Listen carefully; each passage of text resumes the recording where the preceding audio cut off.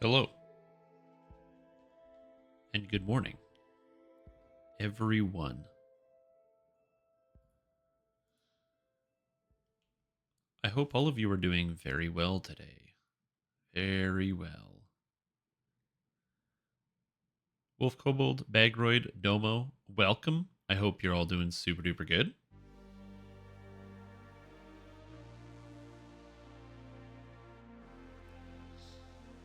Silver Horizon, welcome.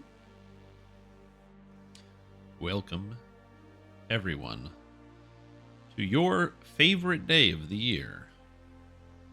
Now, you might say, what day is that? And boy, do I have an answer for you. Today is, of course, America Day. Paradoxically, I'm going to wear my Canada t-shirt because it's the only thing I have that's red, white, and blue, which is very funny and entertaining. So, welcome everyone to Canada Day. America Day. What day is it? Something with the bald eagles. I need a bald eagle sound effect on my soundboard. That'd be a good idea. And or the national anthem, or both, or the national anthem made out of bald eagle sounds, where somebody took like the sound of a bald eagle and then adjusted the pitch. That's a good idea. Where blue, the shirt is blue. It's blue, and then it's got red and white, so it's all three colors. Where is the lighting might not do it justice, but that's okay. Where's I wonder if somebody has that. Bald eagle sound.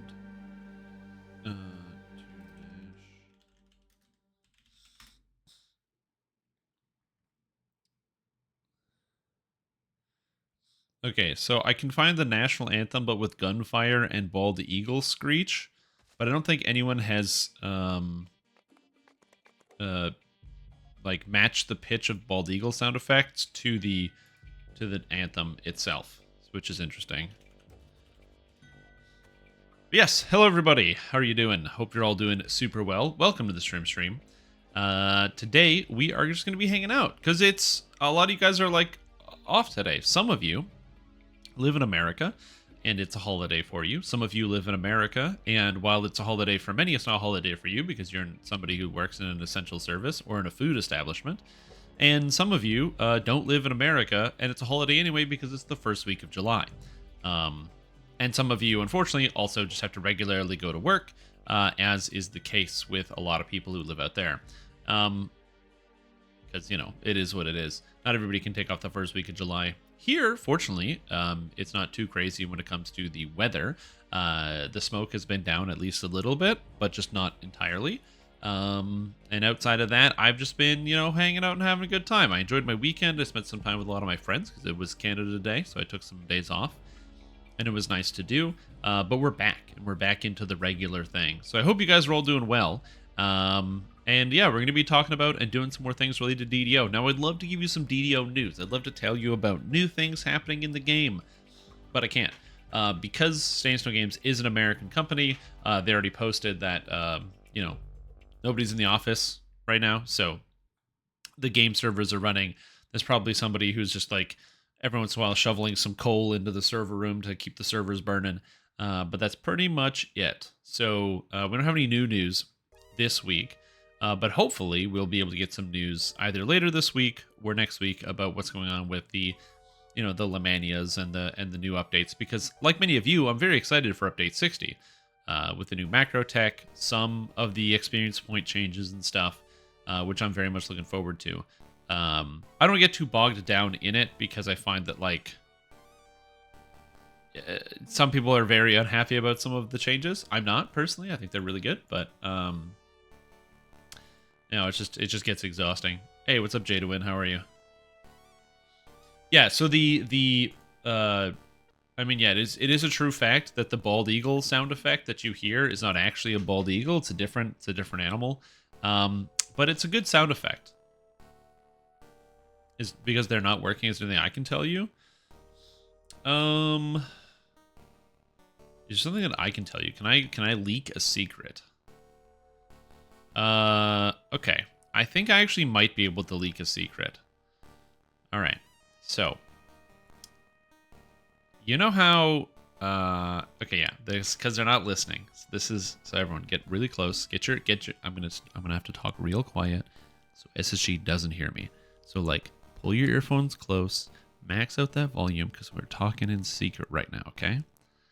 So I know I'm not supposed to do this normally, but there's actually a new feature coming out to this game, which is very exciting. And I've been kind of sitting on for a long time. And it's the new Epic Destiny Macro Tech coming to the game. That's right. The new Epic Destiny is called Macro Tech, and I cannot wait to get to play it. And I can't wait to tell you about it. In fact, I didn't wait. I went back in time and uploaded a video 7 days about it. Whoa! How crazy is that? Yeah, I know. I don't have anything new. There's no news. Dungeons & Dragons Online is like a lot of games where, you know, you don't have like anything new happening. It's like you kind of just have the game as it exists. Some games are pretty good at constantly updating and rotating things, constantly making new things, constantly adjusting new things. DDO does not do that as much. They definitely like to have their pretty regular patch cycle. It's very uncommon for them to have more than one patch in a month, because they just, you know, they have their individual time schedules and whatever, and I also don't know how expensive it is to patch stuff. I know that for like console games and mobile games, they try to patch less frequently because they have to get approved by the various stores that they're on. So like if you're playing a console game like on the PlayStation Store, Xbox Store, or that has to go through Google Play or Apple or whatever, they have to be careful about how many patches they put through, because obviously that can be a big deal. I don't know exactly why SSG does patches as frequently as they do. I assume it's probably just because of like workload and the amount of stuff they actually have to put into a patch. But yeah, so Dungeons & Dragons Online is the game where like not a terribly high amount ends up changing. Something that is important to note is that there's only 2 weeks left of Hardcore League. There's about 14 days. So if you have not received all of your rewards yet from Hardcore League, this would be the best time to get in and start streaming.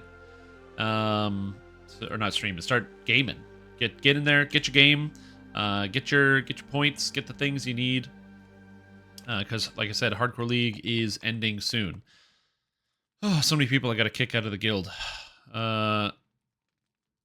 Oh, man, if you're up for it, doing it this weekend, depends on the time. Architect this week? No. With the new XP changes, is it better to rerun quests? I'm not fully into it. Maybe it'd be better than trying to get the first time. The new experience point changes will make it so that it's not better to rerun quests. The first time bonus will still be the best way to do it. You think you can get 20 Reaper in one sitting? You can, if you find the right group to get 20 Reaper in one sitting. Like, there's a Reaper group. I don't know if that's a Reaper group going on right now, but you got Vincenza right here inside the portable hole. And so there are Reaper groups that kind of go along, depending on if they'll actually take lower level people to carry them or to get carried through or whatever it is. I think that's gonna heavily depend. So like, it depends on exactly what it is you're looking for. Like, these guys are doing ingredient runs for more stuff. So if you can just like pop into some groups and level up quickly and get your gear, you should be fine. But with the last 2 weeks, like, I've done 1 to 400 in a day. It took about 10 hours because it was like really early in the season, and you can get it done. It just involves doing pretty much every single expansion, but then doing it on R4 makes it a little bit slower. So if you're going to be doing like, you know, Ravenloft into Isle of Dread, into Feywild, into Sharn, into Saltmarsh, plus other quest packs, it takes longer, for sure. I'm thinking he's done now that he has wings. Wings? They got wings? He's a little far off from wings. Yeah, he's about 2 million off from wings. Unless you mean the pet. Because they could probably have they have the Reaper pet at this point, but I don't, the wings are 5.25 or 6.5, whatever it is. This lady here, 5.625. 3 million? No. 2.5 million is this guy. 3 million is nothing. mean, it's more than 50 points. It's like a ton of points. And like, shit, man, that's a lot of points. Like, I got bumped down to 18 on the list. That's crazy. Yeah, the bottom of the list is going to be probably before the season ends. I think the bottom of the list is going to be 400k, which is surprising. It's not something that happens very common. If you look at like even the Reaper points here, season 7, which was pretty easy, had 63 be 400. So people are doing more Reapers this season. 400 season 6. A lot of people working on season 6. Very, very good. But yeah, it's it always depends on with the different Reaper seasons whether people want to actually do the different pieces. So it can always be tough. Yeah, it's cool. I'm very proud of us. I think I don't remember if we got over 100 in the previous seasons. I think it's just more people playing, honestly, and getting into it. Plus, also, I think the benefit of not really needing to play on elite difficulty means more people are living. You know what I mean? So, which is good. But yeah, so there are a lot of people out there doing groups and going for Reaper mode and what have you. So there's definitely still time to get it. So I would say that, well, okay, if you're level 1 right now, you're probably not going to be getting your Reaper points because it's a little hard. But if you're higher than level 1, so if you're, you know, at already at above level 20, you probably have time, although you're most likely going to get carried. I would also not expect 20. I would also probably just go for 10. But like I said, getting carried is probably going to be your best bet because, like, even my character, I only have 24 Reaper points. Yeah, I can run people through quests and do a lot of stuff, but I don't know how quickly I can really run people through a lot of things. So, as I said, it's gonna be there. Need your last 5 to get 10. Well, are you level 32 yet? How many people are actually level 32? I mean, like I said, I'm down to help people out and get their last few points. Also, somebody's a blightcaster and a monk. Very exciting. I still haven't played Blight Wolf yet. I've wanted to for a while. Maybe I will at some point. Wolf Druid is also something I've wanted to try for doing Reaper mode, for running through. Oh, that's you. Amazing. Do you beat Baldur's Gate 1 yet? Yeah, I did. I already uploaded the video onto my VODs channel. So you can always go ahead and check there. I actually don't know. I uploaded that to my VODs channel. And then, did I upload the other stuff? I uploaded it, but I actually don't think I, like, let it be public. No, I didn't. Okay, I didn't put the last stream up there. It's, like, already uploaded. I just gotta click, like, the show button, but yeah. Baldur's Gate 2? Yeah, you've been gone for, like, a week, Bobby, so you missed the fact that we talked about Baldur's Gate 3 already. R.I.P., dude.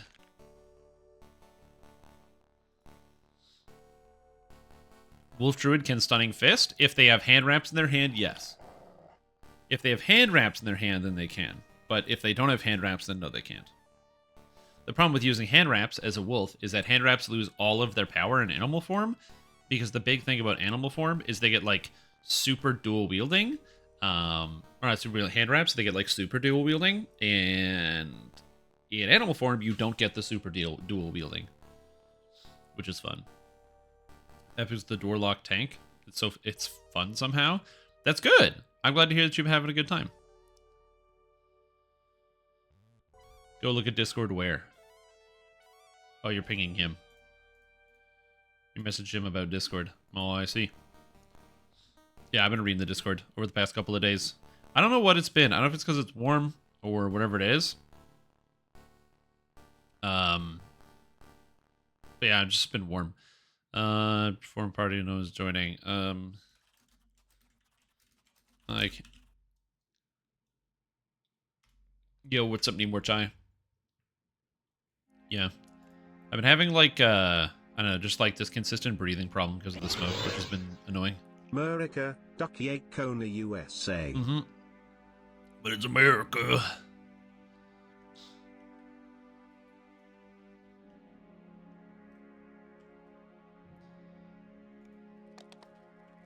But yeah. Anyway, I hope everybody is doing well. I hope everybody's having a happy America today. Make sure to drink your light beer and fire a handgun in the air, as is customary on this holiday.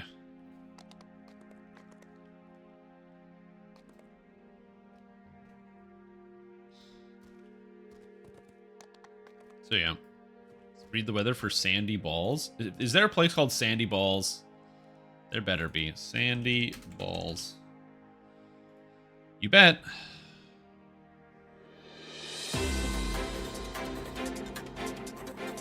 We interrupt this broadcast to bring you a special report on the weather with your host, Strim Tom. I changed the camera angle for sure. Hello everybody, welcome to the Strim Tom new camera angle office. I'm bringing you the weather from Sandy Balls today in the United Kingdom. Today it's 13 degrees Canadian and cloudy and raining. But who am I kidding? We're not talking about Canadian degrees, we're talking about freedom. I don't have a way to convert the entire website, so I'll do it for you with my brain because I have the freedom to do that.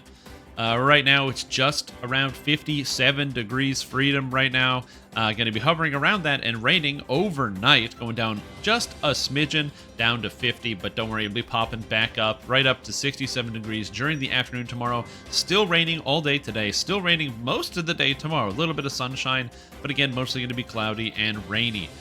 So you might think that it's going to be nice and warm, but trust me, these here in Sandy Balls, it's going to be warm and wet, you know, so you're going to be sweating just a little bit during this week. Not just rain today and tomorrow, but also Thursday as well. And while it might be heating up this weekend, getting temperatures as high as the high 80s, it's still going to be wet, cold, and damp here in Sandy Balls. This has been your Sandy Balls weather broadcast. Back to you, Strim.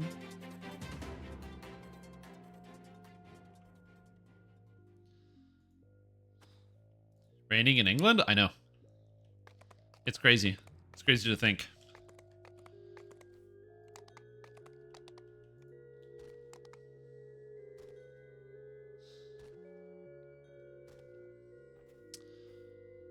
We're doing what? Sharn?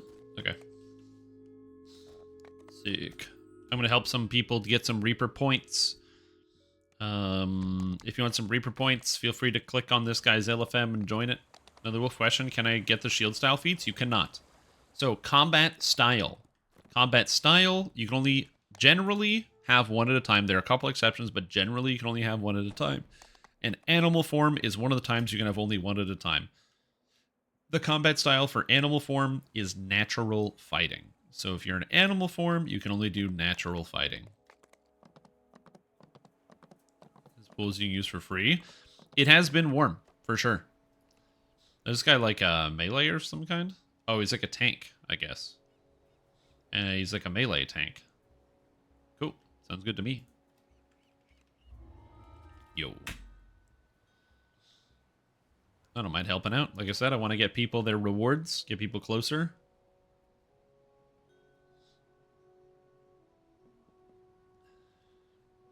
Sure. How about with some Sharn? I don't know exactly what I'm going to be streaming today. I'm going to be doing something. I just don't know what. Pools are really free. Well, they're like built into the rent, right? So you pay for it in the sense that like part of your rent pays for the whole building, like your stay and then also all the amenities in the building. But like if you consider the cost of, you know, the different apartment complexes and what they give you, like the last apartment complex that I lived in, all they had was laundry that was on site, but you had to pay for laundry, you had to pay for parking. They didn't have a gym because they were under renovations while I was living there. They didn't have any side rooms. Whereas, by contrast, my brother, he lives in this apartment complex, and in the one that he lives in, they actually have, like, a whole bunch of, like, utilities and stuff that you can use. One of them is, like, a game room, which is kind of cool. So they have, like, this huge game room that you can just, like, go and use, which is nice. So if you live in like a smaller apartment, you can still host people and have people over. They've also got like a pool and a gym. It's like, I think it was like 10% or something more expensive than, I don't know where we're going. I never go this way. I never go this way, so you lead. Like, I have no idea where we're going. But yeah, so it's like, it's included in the cost of the apartment, but sometimes you can get places where it does not cost that much. For, like, the extra stuff that you get. If you compared to, like, how much you would pay for something more than that. And jump over the wall.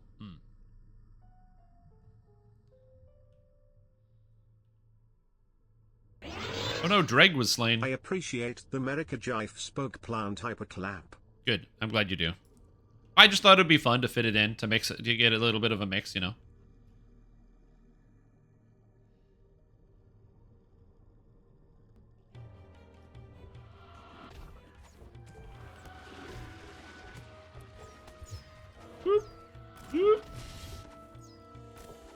Get him out of here.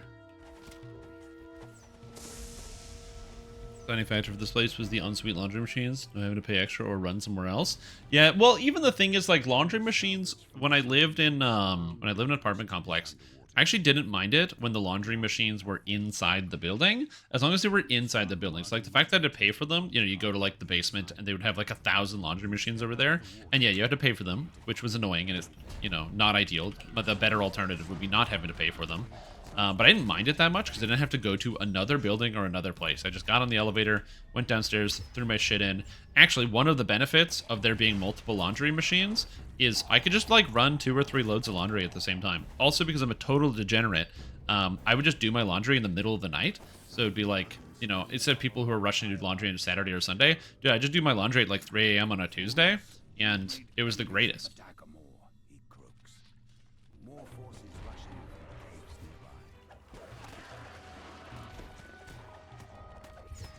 Laundry machine outside? Yeah, you know, you'd hope that they don't have laundry machines outside, but... A seething lion. Funny name. The week or two and people stopped shooting fireworks and noisemakers all the time. Yeah, it was actually weird. So people started launching fireworks around here on the 30th. So for those that don't know, Canada Day, which is, you know, the same thing as America Day, but for Canada, we do stuff on the July 1st. But for whatever reason, there was people in my area that were just like launching off fireworks in the middle of the night, which was very bizarre, which I did not entirely understand. Please don't die.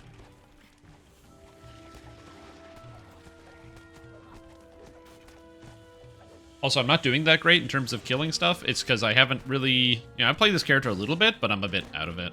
I don't know what it is, but the past, like, 2 days have been... I've had a really big time, or a big struggle controlling my energy. So my energy's just been kind of bad. You guys ever get that feeling where sometimes you just, like, don't have the energy to do stuff? It's been very, very weird. So, we'll get there. I'm gonna heal this guy. Okay, most people have their washing machines in their kitchen for some reason really weirds out Americans. Like, oh, your clothes washers are in the kitchen? It's not that it's weird, it just seems like it's cluttered, doesn't it? Isn't it? That seems kind of cluttered. Completed. We went down starting fireworks. Well, I think the fireworks and stuff in France is a little different, isn't it? Yo, what's up, Cypherino? Welcome back to Stream Team Preaches the Word. Hope you have a fantastic day. Glad to have you here. You're still sponsored by Rogue? Yeah, the Rogue should still be coming up. You should still see that. You should still see that. Yeah.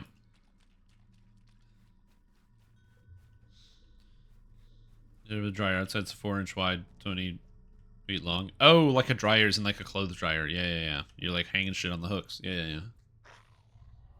So space is limited? Yeah, that makes sense. Yeah, also, yeah, the machine is also very loud as well. So usually you'd want to have it in like a basement or something. I know that obviously having a basement is a luxury, so like I don't have a basement, so. We do have a washing machine, but it's just in like a closet that is right outside my door, so.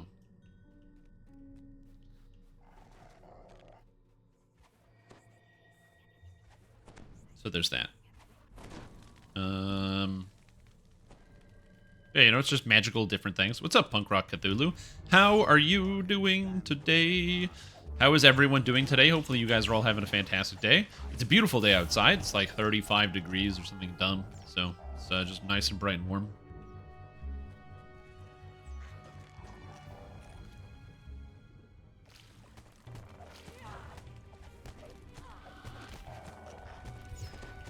You can live, please.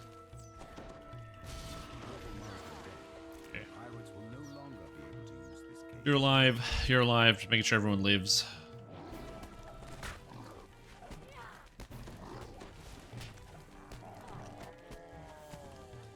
Alright, we get 30C here. Yeah, what is it? It was, I was outside earlier today and it was like something. Yeah, it's actually 30 right now. It's just 30. I was exaggerating. It just felt really warm when I went out today. I think it's because it's really humid. Oh, yeah, I got it. Okay, let's go.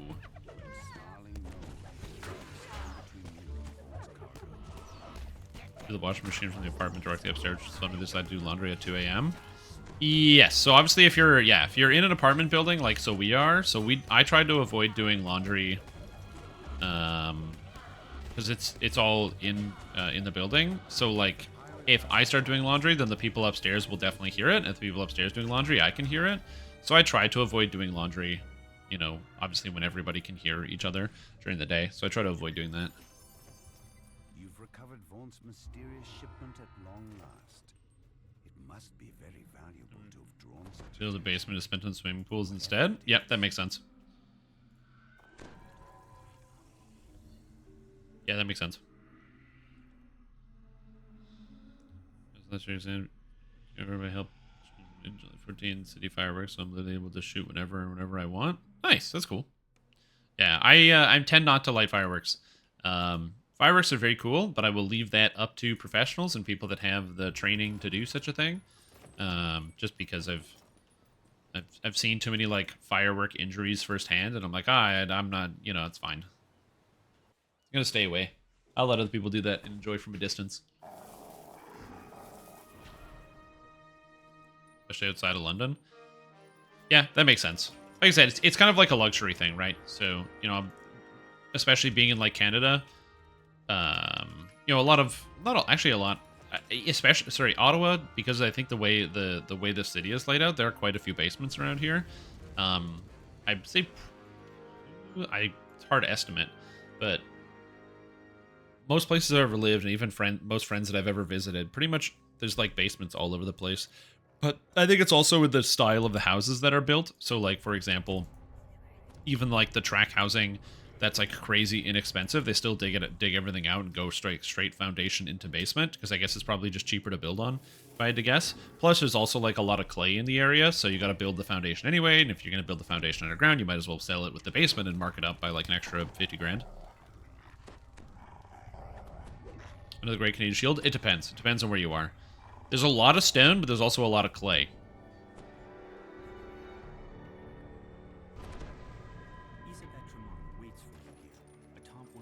So it depends. Does Caster Favored Soul go Wisdom and Charisma? So one or the other. Back in the day, you used to need both, because the way that Favored Soul would work is that your spell, like DCs, were based off of your Wisdom, but your mana was based off of your Charisma. So you needed both of them, as well as several abilities, using either your Wisdom or your Charisma to do stuff. Nowadays, they simplified it by making it so that it just uses whichever's the highest. So you can be Wisdom or Charisma. It's actually, as a result, one of my favorite casters, because you can play it as a Favored Soul Azamar, where you have like the extra Wisdom, and you get the Wisdom layout Healing Hands. You can play it as the Charisma Favored Soul, where you go like Draconic Incarnation and Dragonborn and use the breath attacks and stuff. It's kind of cool. There's a lot of flexibility with the options. Or you go Tiefling for the fire immunity bypass.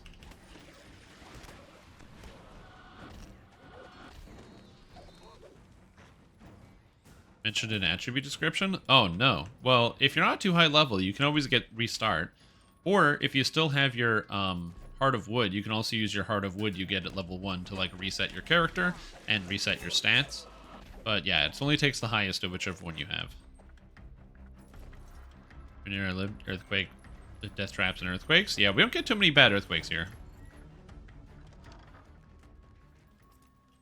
Yeah, it's also complicated because like you guys talk about dry, and we do have some dry times, but for the most part, Ottawa is not the driest place, thanks to being part of the magic of the Ottawa Valley. The weather that we get here is very weird.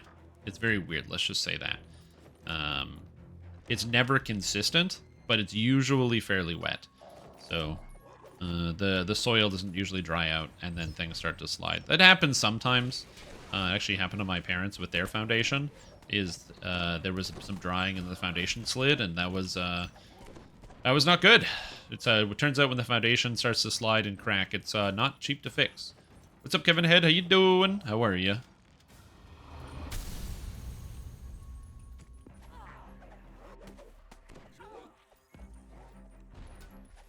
Oh, Genova. I'm talking about the fireworks. I'm talking about is the old go to the gas station, you know, and buy like a few $100s of fireworks that just a few big boxes of all sorts of different explosives and rockets, and then go down to the dock after having like 6 to 10 beers, and then sit on the dock where you got your lighter in one hand and your firework in the other, having some fun launching fireworks into a lake or something, or over a lake, which is not safe and very dangerous.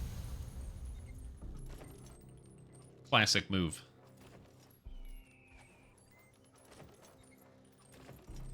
It's the cold and boiling hot. It's magical, isn't it? It is moist, yep. What's a lake? It's like a pool, but bigger, and you didn't build it.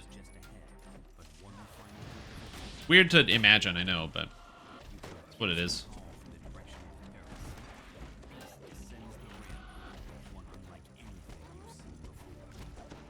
So, yeah. Also, Wrath Draenalon, welcome back to Stream Team. Appreciate the support for 57 months. Hope you're doing super well. Thanks, dude. What's up? How are you doing? How is your day today?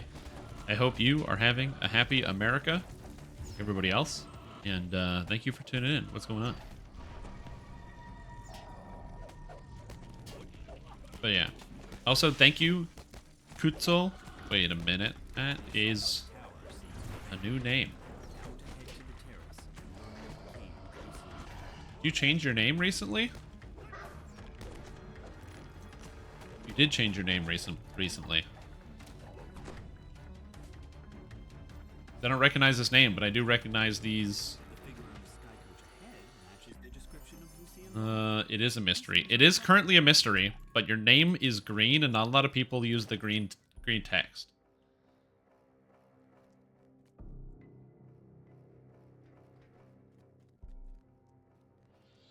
You want to take part-time off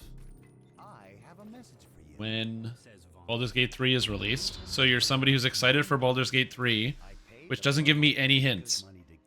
Because everybody is excited for Baldur's Gate 3. Ah, shit. I don't know the answer. The problem is it also goes back in time and it updates your name change on everything. So if someone clips something, they can then change their name. So for example, you can, because there's a Twitch clip by you with a different name. But what you can do is you can, I guess you can make a clip of somebody and then change the name of your account, and then it'll change the name of all the clip because it changes the metadata associated with everything. So yeah.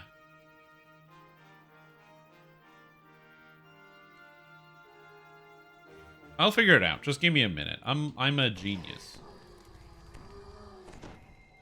But I don't know who it is. But I will figure it out. It just takes me some time. It just takes me some time.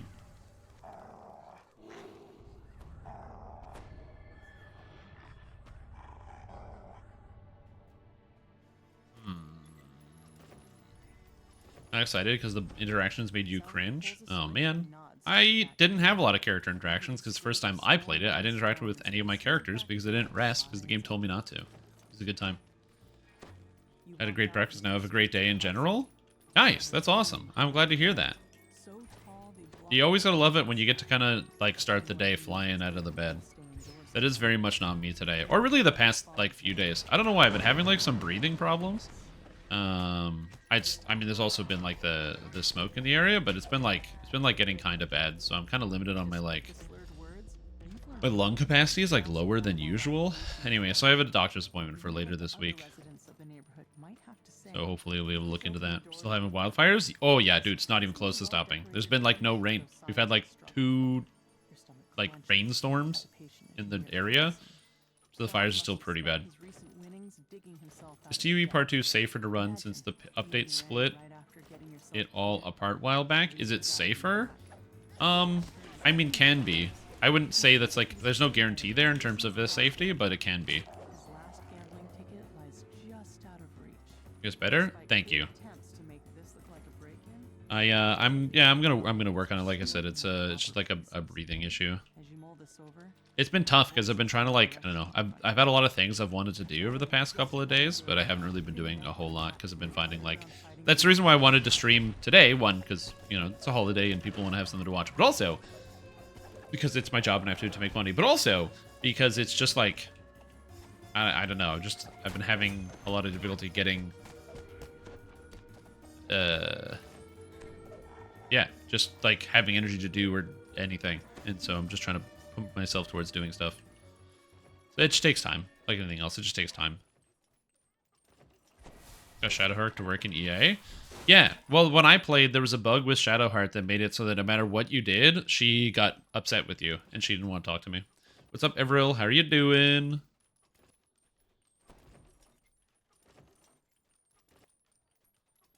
Yeah, when it first released, because each of your companions, you can do things to like gain their approval or gain their disapproval.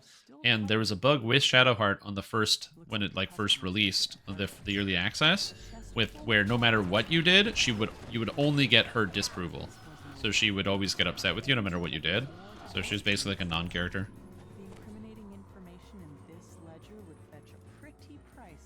Yeah, they patched it pretty quick, but again, as somebody who was a day oneer, I had that problem. In the victim's side. You also noticed several gashes on her palms. Searching the gambling hall raised more questions about the murders than answers. As you turn to leave, you hear figures clamoring outside the building. Strike down the last. Anyways, but yeah, I hope everyone's having a good day today. Hope you're able to get out and get some energy and do some stuff. That machine data looks fantastic. Money? Nice. Here's some money.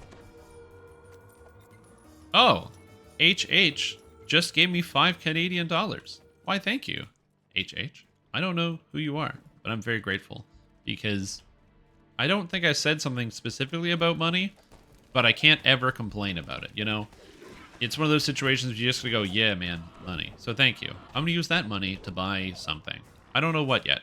Maybe a boat. $5 is a lot. Maybe I could buy 5 boats. Oh. I don't think it was the raid that did it. Yay to breathing. Who knew it was a good thing? I know! Yeah. Like I said, I've been having some breathing problems recently. It's just really weird. It's like, it's not like, because I'm asthmatic, so I'm used to like the standard asthma not being able to breathe, you know, where your lungs like kind of clamp up and stuff. But here, this is, or like your esophagus, or not your esophagus, the right word, the trachea kind of like tightens and constricts, and so you use steroids to kind of open it up. That's what I'm used to experiencing. But this is weird. It's like I can't take a full breath. It's very bizarre. But like I said, I have a doctor's appointment, so hopefully it'll get taken care of. And in the meantime, I'm just going to bank on it not getting worse. Asthma sounds terrifying. Asthma, I guess, yeah. I guess it can sound terrifying. Like, once you manage it, it's, like, really not that big of a deal. Because you just have medicine on you. It's why people have their inhaler. Where, like, you're like, oh, sick. Something's bad. So you just go, and you're all set. But yeah, my inhaler doesn't help me here because that's not my that's not what the problem is. The reason why you hear like wheezing is because the trachea basically collapses and tightens, and then as it does, your like diaphragm and the muscles surrounding your lungs have to pull harder to create a vacuum to pull the air in, which is why you hear that wheezing sound. But when I breathe in, there's no like wheezing sound. It's just like, because the trachea is open. It's just like hard to breathe, if that makes sense. Like, it's just weird. It's hard to describe. You can't die until Vecna Unleashed is released. I mean, I would hope that I don't die in general, but yeah. Yeah, it's been a weird past few days. Like I said, it's nothing, as far as I can tell, it's nothing to do with my asthma because it doesn't feel like it, but I don't know. Gotta live forever? That's the plan, yeah. That's the game plan. But yeah, thank you. I also hope to get better soon. This is one of the reasons why I've been like, yeah, I'm just trying to push myself, like, you know, make sure you're getting exercise, make sure you're doing other things, make sure there's like, I don't know, because there's always the worry that if I'm not feeling good, am I doing something that's like self-inflicted or something I could be doing better? Admittedly, I've been trying to be a lot better, so I've been like eating healthier and getting outside and getting exercise and doing other things. But who knows, maybe it's like my body revolting and being like, hey, you're doing the wrong thing, dummy. I mean, I kind of want to live forever. Not because I have this deep desire to like live forever, but like because right now I don't want I wouldn't want my life to end now. So I can only imagine that like 30 years from now I probably would also have that same feeling, and then 30 years after that I'd probably have that same feeling where my brain is like You know, it's easy to think like, yeah, natural lifespan, peter out by the time I'm like 80 or whatever.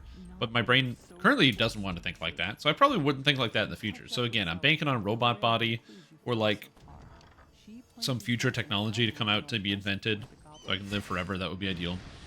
A familiar voice echoes from behind this door. Valley fever, which is just asthma but worse. Oh, that sounds bad. I don't like valley fever.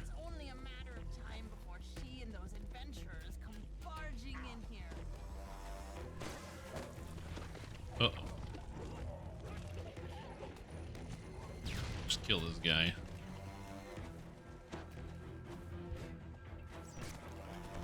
Gonna make sure everything dies. As long as everything dies, we're good. Breathe a sigh of relief as the goblin falls. You sent the murderer to his just reward. But as you turn to confront, Yeah, so it's just kind of weird. the goblin suddenly rises. Zulkus quickly So we'll see. casts That's why I'm gonna be like, Tiefling and the goblin dissipate. like I said, not quite as high energy. It might be a little bit spacey. Also been getting spacey. Then also I've had difficulty sleeping, and I don't know. It's been like a whole thing. It's why I'm very excited to see a doctor later this week, just so I can go over some of the things that I've been feeling recently. Because I feel like that's it's also a lot of it like gets in your head when you're not feeling well, because you're like, it could be this, or it could be this, or it could be, and then you just like kind of like spin. You know, you're like the wheels are just spinning inside your mind. Which is always also the other thing. And I'm prone to mind spinning. Would the tires be turning?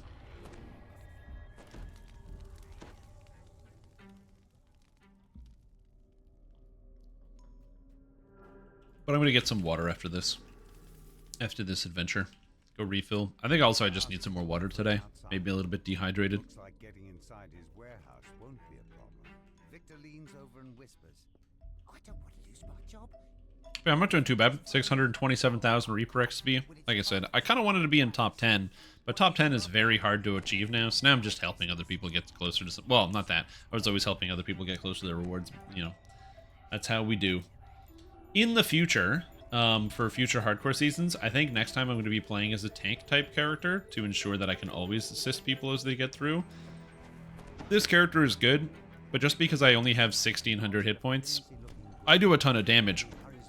So in a group, I'm very, very good at just kind of clearing shit out. But when I'm playing by myself, it becomes a little bit more complicated, or with less people, because I just have to be a little bit more careful. You know, I gotta take fewer risks. Whereas when you play a tank type character, you can take as many risks as you want. I had a cold that directed me to the cancer, AIDS being the cause. Well, so here's the thing about WebMD. WebMD is very useful for giving you information about a condition you already know you have or are suspected of having. So, for example, let's just say you talk to a doctor and they're like, hello, we think you have this disease. We're going to send you for some tests and what have you. And you find out that, like, after some tests, you've gotten some information back, like, yes, you do have condition Z. WebMD is great for giving you information about alternatives, options, treatments, and other sorts of things about a certain condition, because it can help you out. Maybe something that your doctor might not have brought up, or something you can bring up with your doctor at a later point. It's a piece of information that can be used like anything else. But it's not a doctor, so typing your symptoms into WebMD is often going to lead to interesting results. Not because the program doesn't work, but because humans are complicated, and every single person is different, which is one of the magical parts about society and humanity as a whole, is that every single person is complicated and different and completely unique, which also runs into the downside of everybody is complicated and unique, which means that lots of people are different, which means that the diseases, everyone gets similar diseases in different ways, which is not great.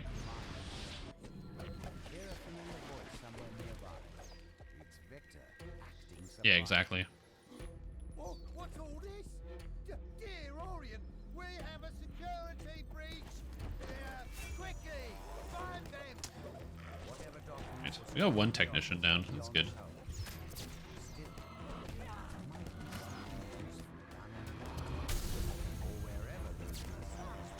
Damn. Okay. Keep these people alive. These resources are virtually Let's just do that. Just like that. Wait, now how do I get out? Stuck here.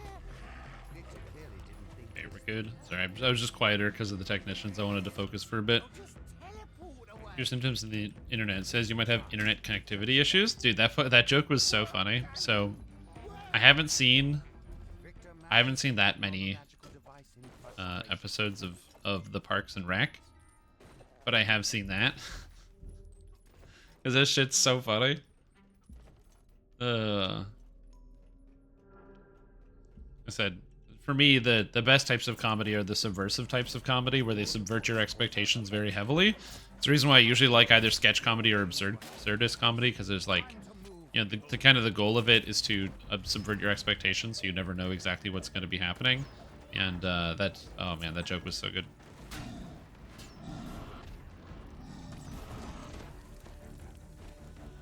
Yo, what's up, Kentos? How are you doing? It said skill issue. Yeah, but that's something I already know, so honestly, it sounds like the website's pretty useless for me, to be honest. If the range Shadow Strike attacks bug work with repeaters, as while watching Artificer builds, you mentioned it there. I actually don't know if it was fixed. It wouldn't be that hard to test, because you just have to get a repeater and then go hit something with it. But I actually don't know. I haven't tested it. It's weird. You can't pick that up. That's not weird. This is alive.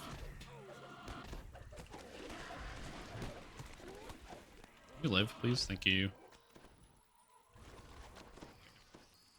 So, I can now get this. Hello. But yeah, I don't know. I'd have to test it out. As I said, these, like anything else, they're tools. They're tools designed to give you information. What's an absurdist? Is it a person that hates absurd people? Yes, that is what that is, yep.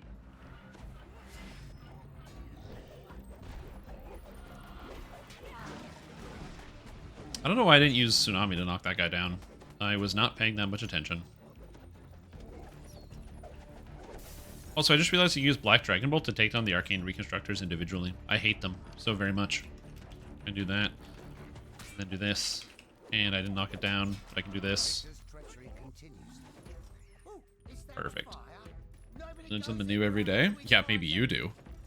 I already know everything. I don't need to learn anything new.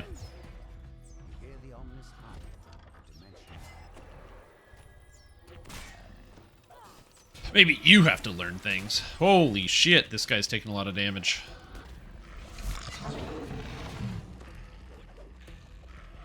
Alright, 2 people just took over 1,000, and I do not know how exactly. I know that they did. The exact details I'm a little fuzzy on.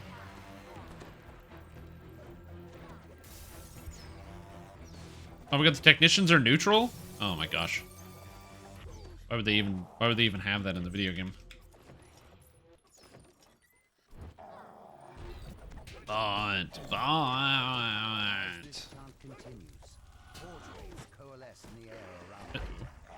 Uh-oh. Yep, they're just the most dangerous monsters in the universe. What a bunch of pieces of crap. I've always hated the technicians. Oh yeah, someone's asked me how to deal with the Forge Wraiths. The trick is you just gotta like run through them. If you stand still, they're gonna get you. So you gotta like never stand still. That's what I do anyway. That's the kind of the trick that I use. Just never stand still, always move around versus Forge Wraiths, and you'll be okay. If you stand still, you'll be under problems. Also, another good way to handle Forge Wraiths is to use Greater Color Spray, because Greater Color Spray blinds. And blind is funny because it works on undead. So if you happen to have access to that, it works really well.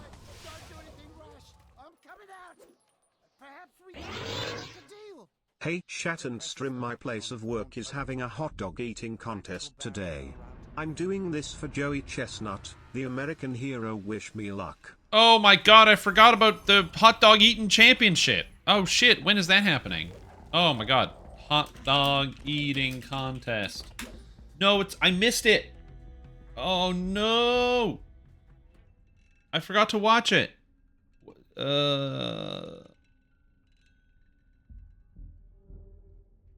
was a delay? Oh shit, there was a delay?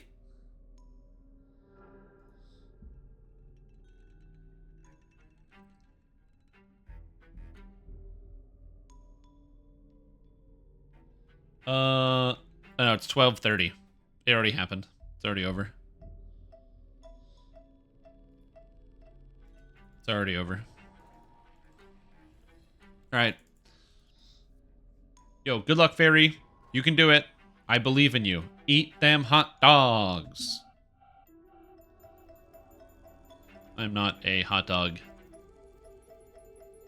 eating champion. I've eaten a couple, but, you know. I'm definitely not like a competitive eater. I'm also a really slow eater, which is a huge problem. I never win in this contest.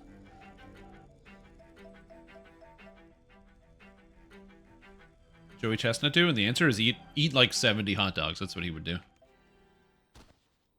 What an amazing talent. All right, speaking of eating 70 hot dogs, I'm going to get some water. I'll be right back. I need some more water. Ugh.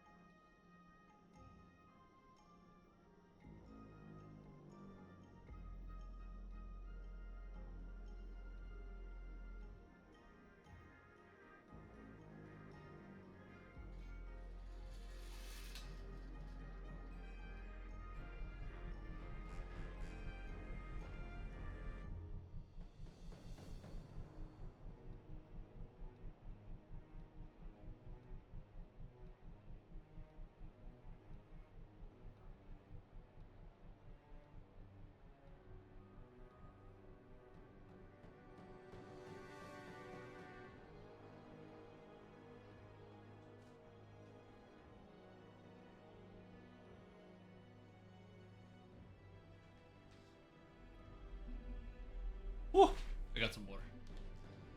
Water's always what you need. If you're ever not feeling good, just always get a glass of water. A glass of water can help you out.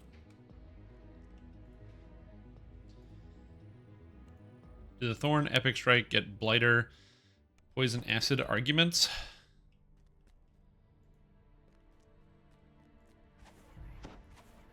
What? Hold on. There are no Thorn Epic Strikes, and so the reason why you don't use Thorn in epics, any of these Thorn abilities or any of the Thorn spells, is because they hello. It's because they don't do anything in epics whatsoever. So they continue doing their heroic damage into epics because they don't scale at all. There's no reason to ever use them, and you should always be using acid. So keep that in mind. So if you are planning on playing a blightcaster, you just want to use all the acid stuff once you get to level 20 and beyond. Because again, the Thorn stuff doesn't scale, and there's nothing in epics. There are things that say Thorn technically.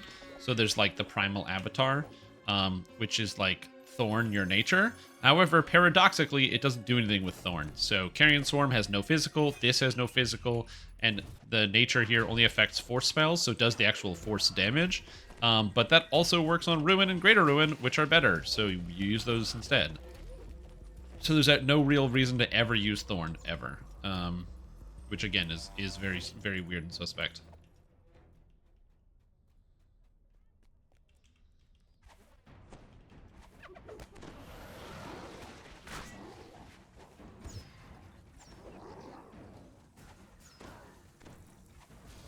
So I hope that answers your question. If that was not your question, I don't know what to tell you. Rings throughout the nightclub. It's encore. The main stage must be under attack.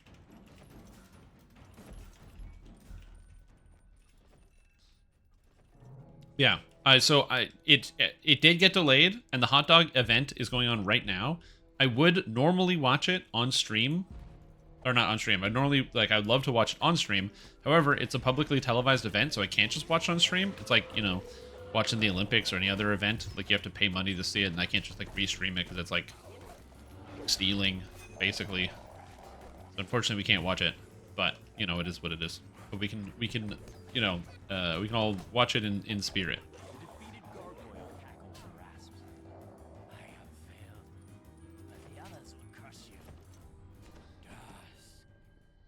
Forever. More attacks are on the way. But for now, you have a moment to rest. Thievery. That's right. But we can watch it later. So it's so weird. You can't watch the live event, but then you can watch it on YouTube. So I can't watch the live event, but eventually they're going to post the video on YouTube, and then I can watch it. If I wanted to on stream. Which is just like, I don't know, it's interesting how they want to break that up. But yeah, I'm definitely a very slow eater. I'm always impressed by people that can eat quickly, and I always feel like the need to apologize, and I'm like going to dinner with someone. Because it's just like, hey, by the way, I'm a slow eater. And they're like, oh, no, don't worry about it. And then they, like, finish their food, and I'm, like, a quarter done. And then I'm like, no, you don't understand. I am a slow eater. I wasn't, like, saying that you would feel bad about being a fast eater. Or, like, you know, you wouldn't have to worry about being a fast eater. Like, I eat slowly. It is what it is.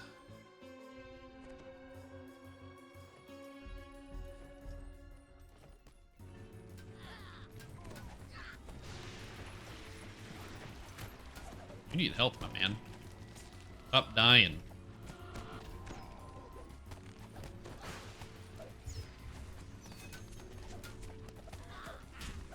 Be a hot dog eating and them fast eating contests. Whew! They just rip those things apart. Yep.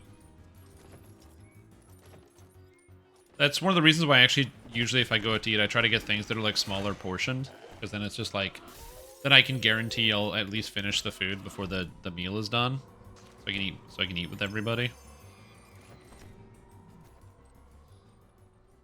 To restream other people's YouTube videos either. It's just not as strictly watched as live stuff. Well, that's what I mean. Like, I know you're definitely correct. So just restreaming someone else's content, even if just watching it on, there is an argument for like fair use because, you know, it's transformative media because you're adding your own level of input to the media or something like that. I don't know the legal argument, but it sort of like falls into the gray area where like the same thing with streaming, right? So at any time, a video game company like SSG could demand that I don't stream their video game because they own it and I don't own the rights to broadcast this type of material and etc. It's true. They could do that. The thing is, like, streaming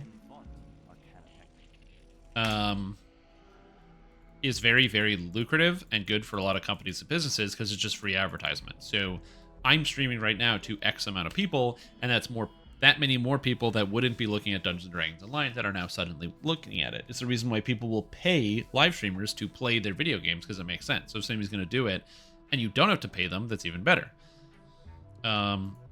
Here you go. So, like, it's just kind of weird to think of, like, it's sort of similar with, like, YouTube videos, I think. It, like, really depends on the content creator, where, like, some people get excited about people watching their videos because, you know, it gives you more exposure, but there's, like, that fine line between is it exposure or is it just stealing? Yeah, like it's like really close because I think in some cases it works well for both the content creator and the other person. So like, you know, a content creator whose videos I personally enjoyed watching, who I still actually haven't watched his like latest video, which I will eventually, the old man in cave. But Internet Historian makes a lot of great videos, but he also puts disclaimers at the front of his videos being like, this is like, you know, this video has been made perfect for React content and stuff because he knows that putting it, someone watching it on their stream means that more people are going to end up coming to the YouTube channel and it makes them more money at the end of the day. So it's like, you're absolutely right. It's something where it's not allowed, but I also find it interesting because of the contrast between like video companies and also like music companies, because a music company will be like, oh, you can't play our music on stream because this is absolutely horrible and it will destroy everything. Actually, a lot of traditional media companies probably as well. Same thing with like movies and stuff. Now, it's also harder because, oh man, the line is so weird. It's like literally a line of video game companies could take copyright takedown all of these like live stream organizations if they really wanted to, because don't AFK off the... Dude, why? Literally every time I do this, someone AFKs before on the picture on the screen, gather. why are there other people trying to eat at the same What the table as fuck? Joey? Literally Jaws every time. Chestnut. Dude, I don't understand. Absolute madness. They've already started. Get on board quick like in a Listen to Joey Chestnut. Remember, stay quiet as a mouse. But yeah, it's just like, you know, a music company will be very upset and will be like, no, you can't put any of our music on your stream and you'll get into a lot of trouble. A traditional media company with regards to film and TV will be upset and be like, no, you can't put any of that content on, you know, a streaming service. You can't put like a, yeah, I can't just watch like the latest Disney movie on my live stream and hang out. Obviously, the Prime watch parties are different because it's through their own platform, but yeah, you can't just do that. Which is like, again, it's just kind of weird. But yet, you know, some other things, like I said, like video games and oftentimes a lot of like third-party media sources. So like, I could go onto a news website and watch the news. Usually. But I don't think I would be able to watch this event. I remember that when the last Olympics came through, the Olympics got really upset, and a lot of companies got upset at a bunch of live streamers who were watching the Olympics on their live stream. But so again, it really depends.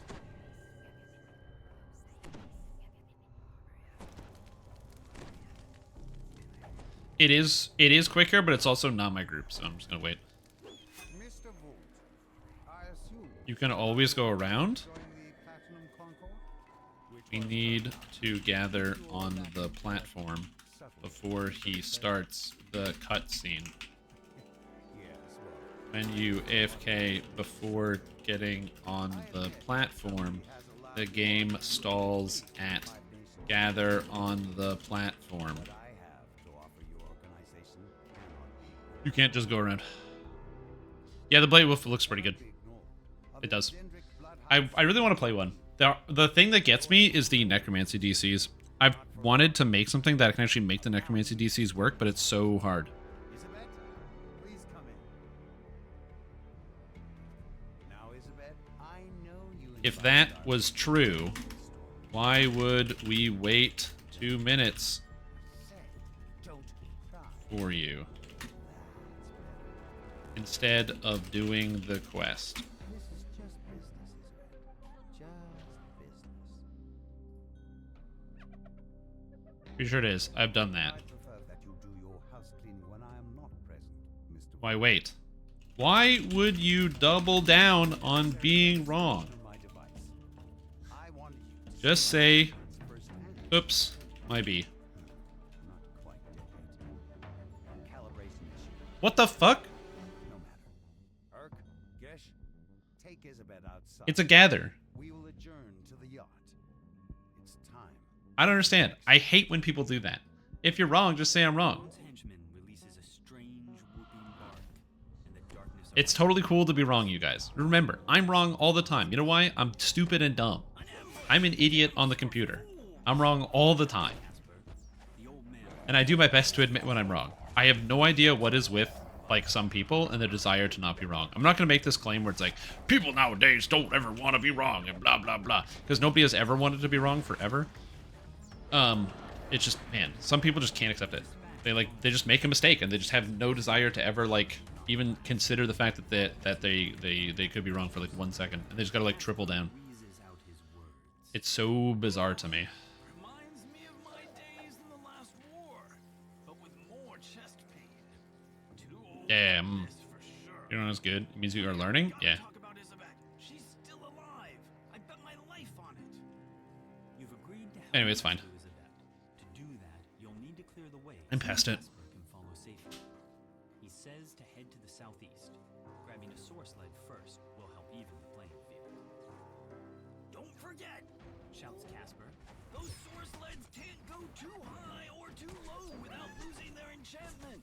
Being sneak mode disables the footprints? Does it? Why would it do that? I'm trying to imagine why that would be the case. Bursts from the shadows. Show those brutes they Also, I do not like being the subject of this. I'm gonna go here. A motley crew of creatures takes up position on the bridge. There we go. Get that temp HP and then come back. Sometimes these areas can be a little spooky. A strange-looking goblin glides up above the bridge. What necromancy DCs? Okay, so the Blight Wolf attacks, like the different spells that you get, like the Blighted Bite, that's like the instant kill, and Blighted Charge, that's like the level 9 spell. They scale off of necromancy DCs instead of using stunning DCs, which is kind of cool because it means you can make use of some of the necromancy spells. The problem is you can really only get your DCs high enough for like hard difficulty. Even trying as hard as you can. Like trying as hard as you can all the way and like getting every single DC and whatever you want, it's very difficult to have the melee stats and the DC stats. Now, with the new expansion, there are some new item sets that are a little bit more flexible that might actually work to get you there, but I still don't think it's going to be possible, especially considering you're just to do that, you want to get some extra damage on like, oh, the Blighted Charge that blinds targets, which is kind of cool to make them helpless. But then you have to have like all of your filigrees oriented towards your DCs, all your items oriented towards DCs, and then you just have less damage than somebody else who just, you know, takes one level of Favored Soul, whips on a trance, and then hits everything in the entire game, no problem. So that's also a fun problem. Oh, the monsters in the new expansion are going to have the highest stats yet. Yeah. Their saving throws are going to be even stronger. I wouldn't be surprised if the average saving throw gets over 100 with the new expansion on Elite difficulty.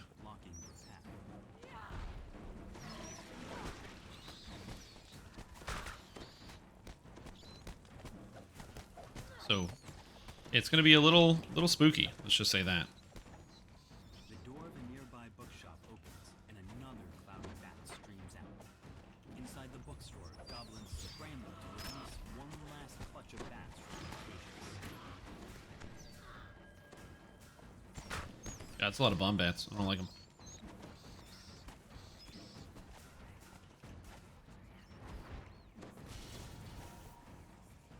Okay, I'm just gonna bring these bats back into the store. Come into the store, bats.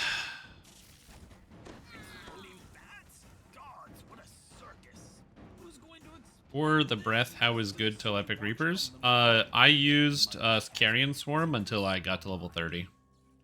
Because the monsters just don't have enough hit points. If you're playing on like Elite on the lower level quest, the monsters will die pretty quick to Carrion Swarm. Now I want the breath to kill the monsters faster, but during the leveling process, you don't really need it that much.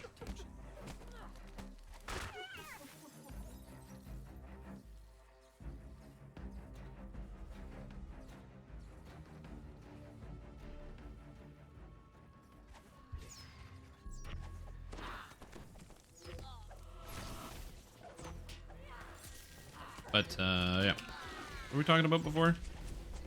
Oh, yeah, so the stats. So that's one of the reasons why I haven't really tried out the Blight Wolf, because I've struggled with the concept of getting your actual DCs high enough. Because then, like, what gear do you even use? Then you need to have, like, DC gear, but it's got to be Necromancy, but then it's also going to be compatible with Druids, which is, like, a whole bunch of shenanigans. I don't actually hate the concept of them making new ideas, because it means they can, like, beef it up later. So they go, like, okay, we have a melee character that uses Necromancy DCs, and now they know that they have that, so they can add in like more gear as like support for that thing, and it doesn't feel like it's wasted. I kind of prefer the other way around though, to have the gear come out and then to make the class, sort of like how you know, they released all like the poison stuff, or not the poison stuff, the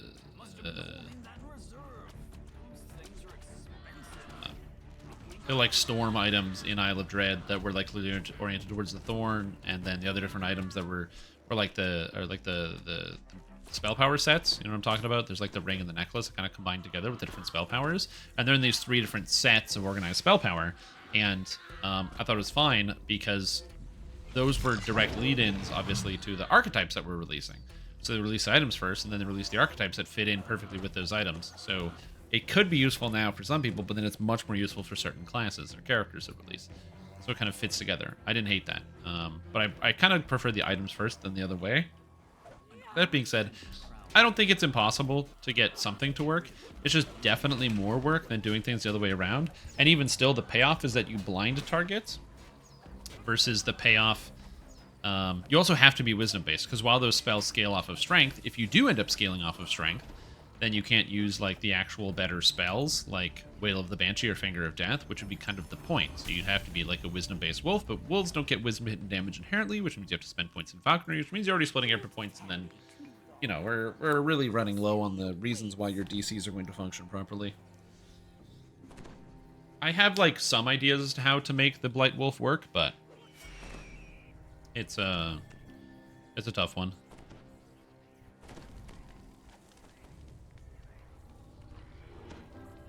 You basically need like 12 points.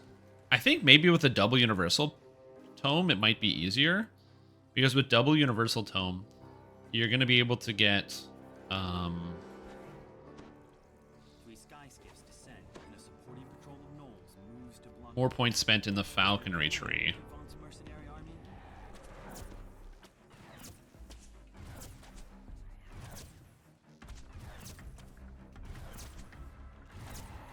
Oh, Earthquake doesn't work because these guys aren't actually on the ground? Oh, no, it does work. Okay.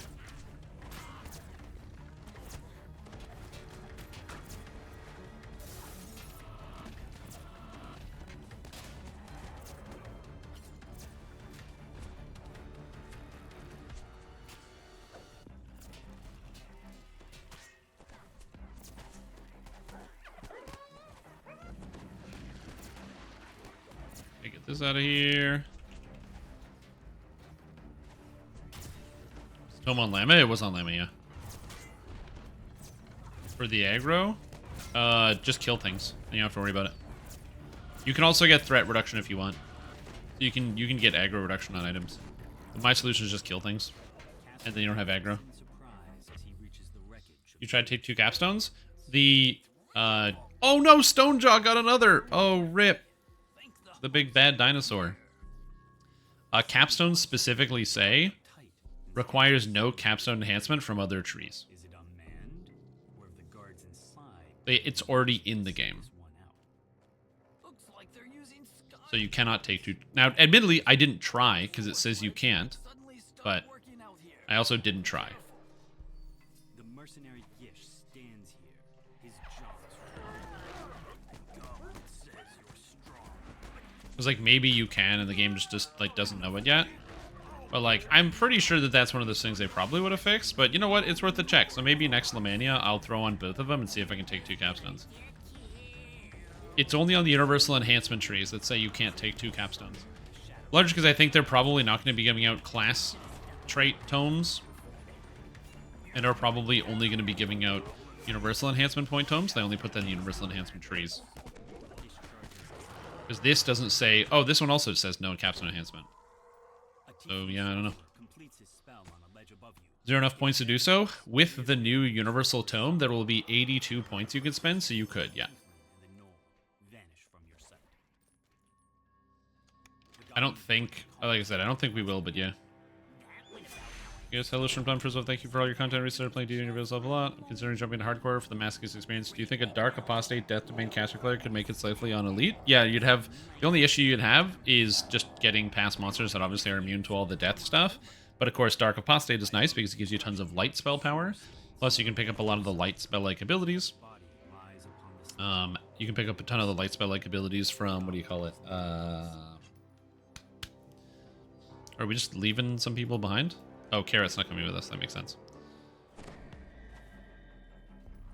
But you can grab the light spell-like abilities from the Divine Disciple tree, and the reason you want to grab the light spell-like abilities is specifically because you need to be able to deal with undead and constructs.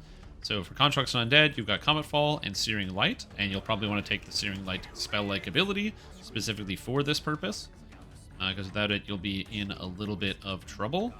But with it, you should be perfectly fine. So as long as you take Searing Light, spell-like ability, and Comet Fall, you can definitely work with Death Domain and using Dark Apostate and kind of just having a blast and killing some people.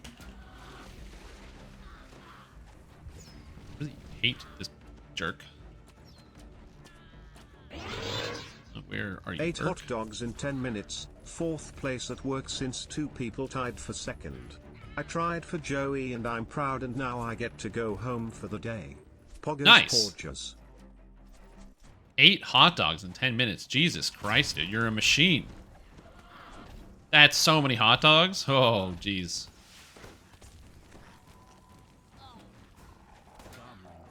That's a lot of hot dogs, dude. Yeah, hot doggers. Oh, that one's good.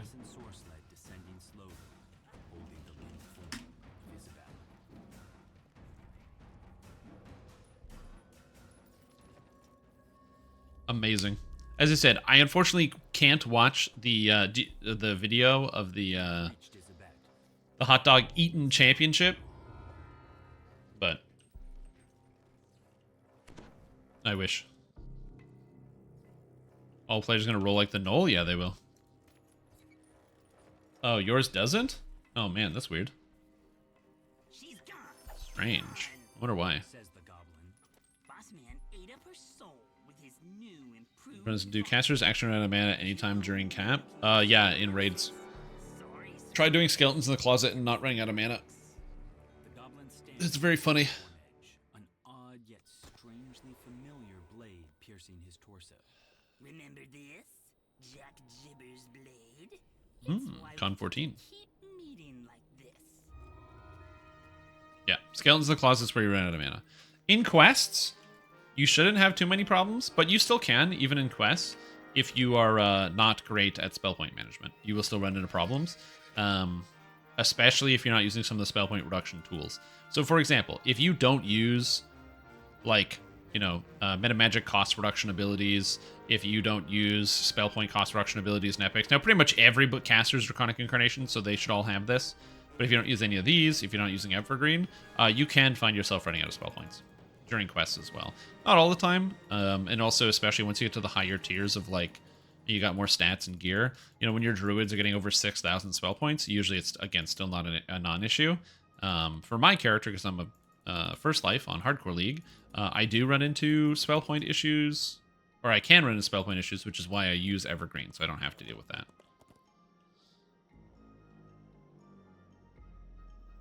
Killing everything yourself? No thanks, I'm good. I'll let you do that. It sounds like you had a fun time, the way you're describing it, so, Reaping Dust Conduit. Fimbrick. And they didn't put that away. I like my Jeweled Cloak. Sunstone Gauntlet. Scrap of Autumn Leaf. Feeding. I'm at 45,000 XP.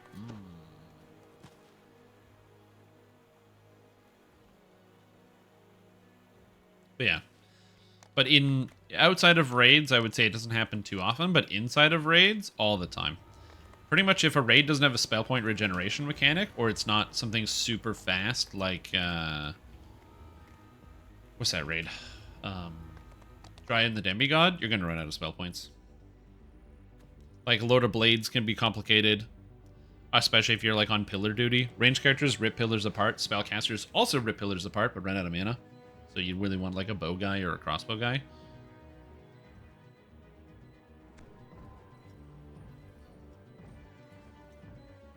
Don't do damage now? Yeah, me neither. I feel you on that one. Although that's just a general Scrim Tom state of things.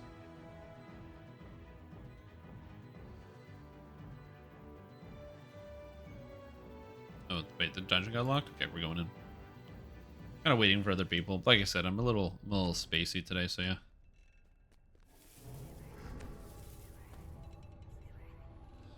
Oh yeah, search and disable device. I don't think the... I mean, the Artificer might be able to get everything, but that seems kind of sus. I don't know what level they are. No. We're not feeling like Kevin Spacey today.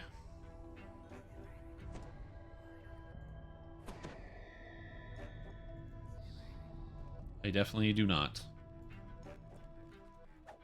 An imposing figure motions for you to stop. Please turn back. Von Darkano Technic is dealing with a security problem inside this store. For your own safety. Drop for Froggo, then re-invite. Rejoin after traps. Oh, and House of... Oh, they're talking about House of Pain. Oh, yeah. Where we do the House of Pain traps. I see what the guy's saying. I just wish I had more spell DCs. I have some items I think I can... Oh my god! 3 people just got annihilated inside of Chronoscope, Ghost Peppa, Packbot, and Bear by the conjoined Abishai Devastator. Holy macaroni. That's the final boss of Chronoscope, and one of the reasons why I don't do Epic Chronoscope on Hardcore League. Conjoined Abishai Devastator has an ability where they can turn into a large dragon. When they do so, they begin to flap their wings and do multiple hits again of elemental damage. It's basically fatal to anybody who gets caught underneath them, and it's not good. They flap their wings, and then it's just like hit into hit into hit into hit into hit. So that was 3 of them. Yeah, they did experience some conjoined devastation, especially at that late in the game, because you can just do heroic Chronoscope if you want like the stuff from it. Epic is definitely way harder. Why'd you see an American flag? Because today is the 4th of July. That's why. You gotta have an American flag on the 4th of July.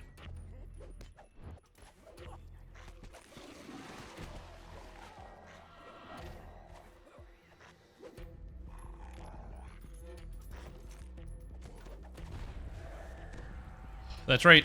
I am a shill for Big America. Some of you guys might be wondering, yeah, but Stream Tom, I didn't see you streaming on Canada Day. Where was the Canadian flag? And the answer was, you're right. I didn't stream on Canada Day. I was too busy drinking Canadian beer and hanging out with my friends and eating some delicious barbecue food and some poutine. So I hate to tell you, but you know, I was having a good time. I just kind of took the day off and I really enjoyed myself. Also, I do not know where people are, so it's hard for me to heal them, but I mean, we're fine, I guess.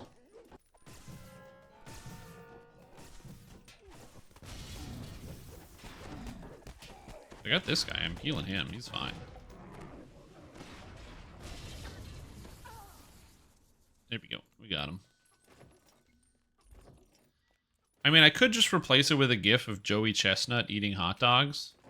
If that would make you more comfortable, schnockers. Are there gifs of Joey Chestnut? Find out. Joey Chestnut. Oh, there's tons of hot dog eating gifs. Oh, yeah. Oh, perfect. A preliminary field test of a suspicious white power found at the White House late Sunday came back positive for cocaine. Oh, the White House came back positive for cocaine? I'm confused. How is that suspicious? I would... If somebody was like, hey, we found some, like, white powder on a table somewhere in the White House. That's not really a surprise. Sounds like, you know, the pretty standard experience.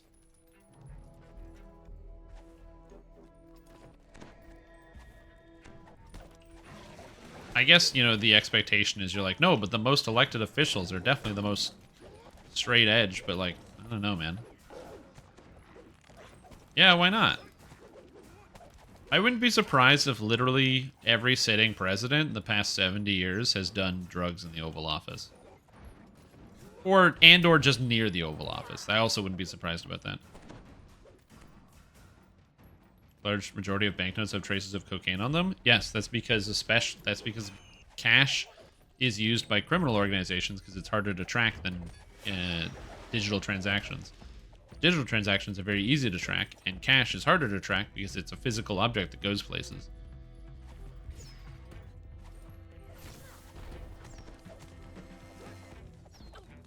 So that's not a surprise to me at all. So those things are correlated.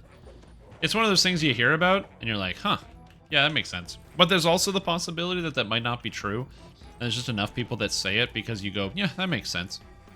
And you don't think about it. Oh, got him. I did not have sexual relations with that woman.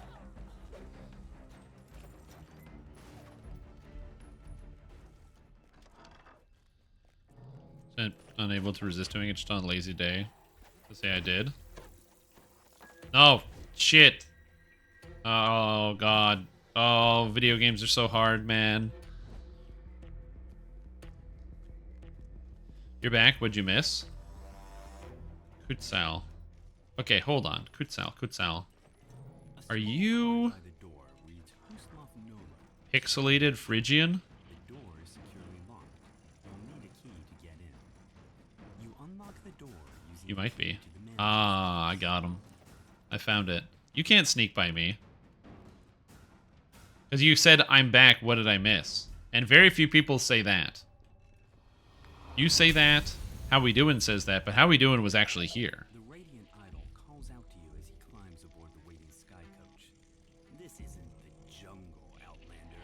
You can't just wander around the break. As I've said before, you guys think you're the only ones who can be parasocial? Get destroyed. I can memorize your habits and behaviors too.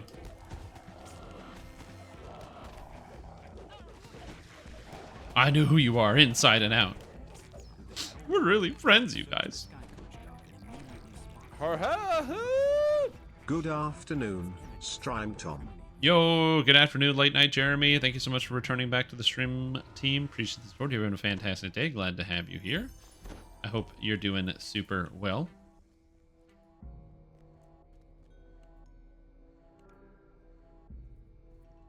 Thank you so much for the sub. And I hope you're doing good. Oh, it's not late night though. It's still very bright and sunny outside. Very bright and sunny.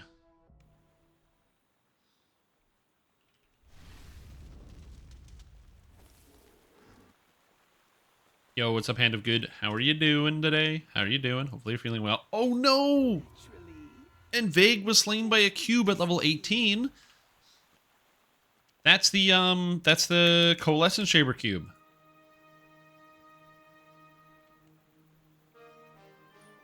Quest completed. Yeah, these people are in the Veil of Twilight. That's a Cold Chamber cube right there. Oh no. You hate to see it. Also, what's up, Kill 'em All? How are you? Welcome, welcome, welcome. Also, Infinite Attack, just gifted out 2 subs. Thank you. It's very kind of you. Welcome to Stream Team Genova and Sivak. Welcome, and thank you so much for the gifted subs. It's very, very kind of you. But damn, man, the cold chamber deaths. You hate to see it, and but it is what it is.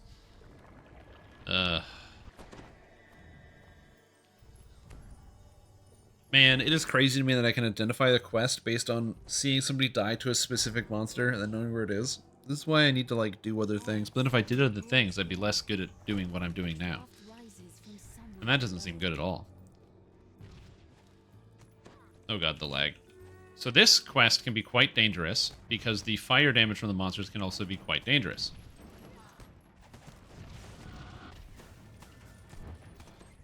There is a trick to the trap, so nobody gets hurt.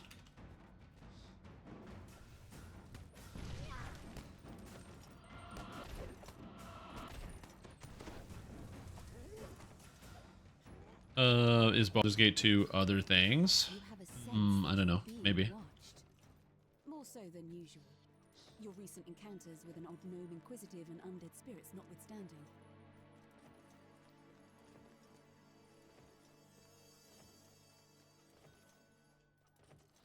Oh, I have Frogo too.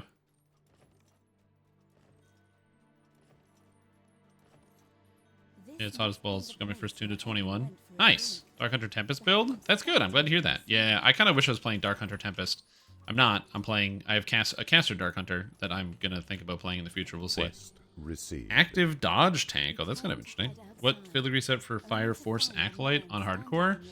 Oh, whatever you can get your hands on. If anything, I would probably go with like just straight up health or autos Eye of the Beholder. It's pretty standard.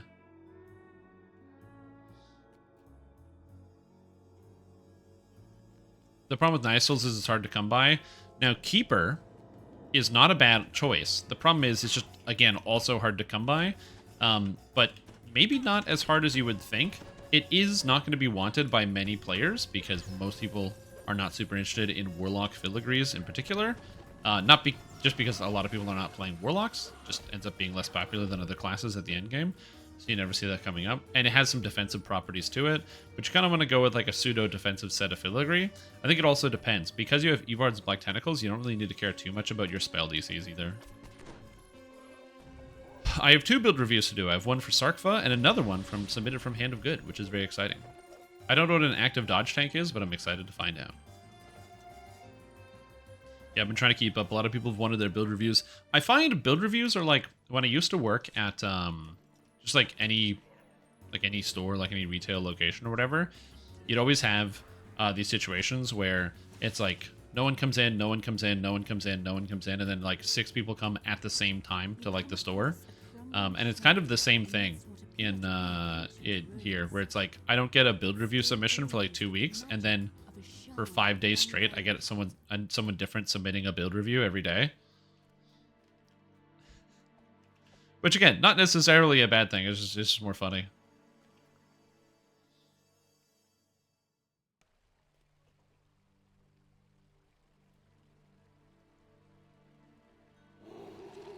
All right, get him, Frogo.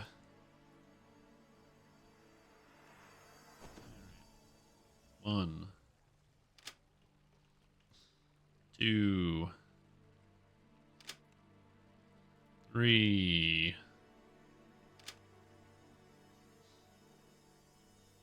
Look at that. Trap XP fly. There's 8 traps in here. That's how you know you're done.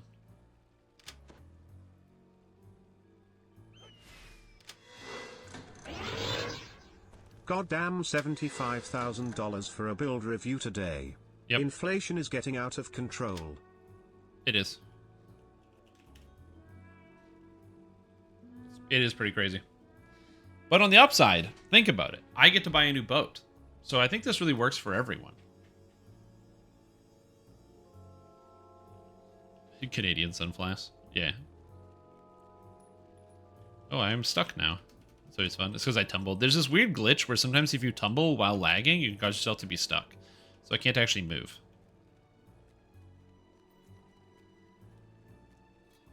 But once you tumble, you're free.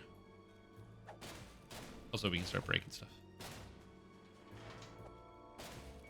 You're good. Break the things.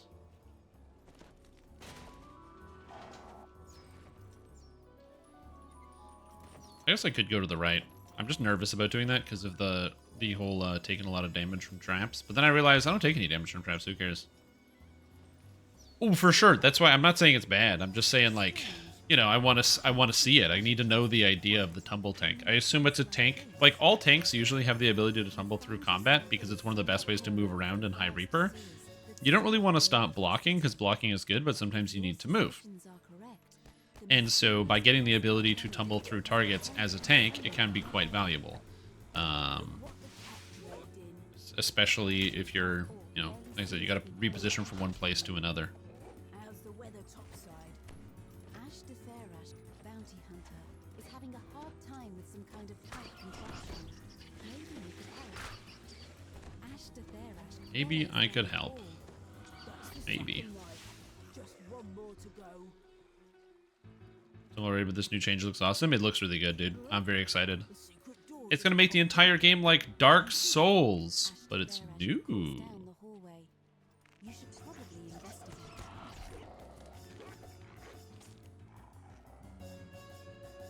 That's why I put in that video, DDO is like Dark Souls now. Because it kind of is. Like, it isn't directly like Dark Souls, but it kind of is. The downside is you don't really get iframes, but as we were looking at it before, if you get a high enough tumble, you move pretty quick. The downside is they need to also make it so that you can tumble, like there's no delay at the beginning of the jump forward. You don't want to have too much tumble. 1 point in tumble is basically ideal. Any more than that is too much. Didn't redeem this one yet? No. Fortunately not.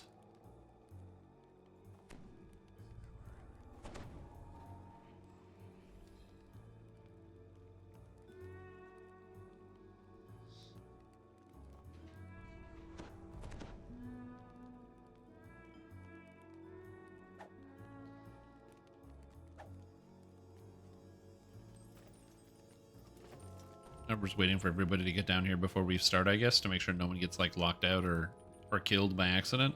I don't want anyone to get killed by accident, especially when you're like in Reaper mode. You just want to be careful because everyone's trying to get their goals, everyone's trying to succeed, and someone accidentally dying kind of sucks. Quest in Discord? Yep, I saw you. I'll click the button so you can see that I saw you. I got your message.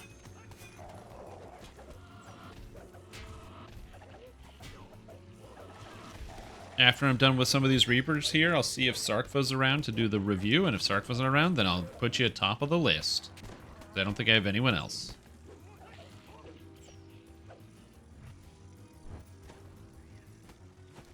I should definitely use that wave more often. It's very handy to be like, hello, I am confirming I received your message. So I should click that wave more often. It's a good convenient feature. Because I do like getting receipt emails where I send someone an email and they respond back and like, affirmative, I have received your email. Because sometimes you send somebody an email and it just goes into the void. And then you're like, I don't know if anybody got any of the messages that I wrote. And you're like, And you sit there waiting for like something. It's also because like just generally with work a lot, you usually want to confirm if somebody is working on a project or doing a task. Because it's like everybody has a different job and a different assignment, so I can't keep track of what everyone else is doing. But, you know, A, B, and C need to get done, so I need to hope that somebody is working on A and someone's working on B and somebody's working on C. So when you send out the email and you get total silence, you're like, we were working on this, right, guys? Okay, I got you healed. We're all set. Here we're good. I acknowledge you sent this. Ah, the old thumbs up. Also good too, yeah. This is for the command Dark Souls. Okay, sounds good. Let me get that set up for you here.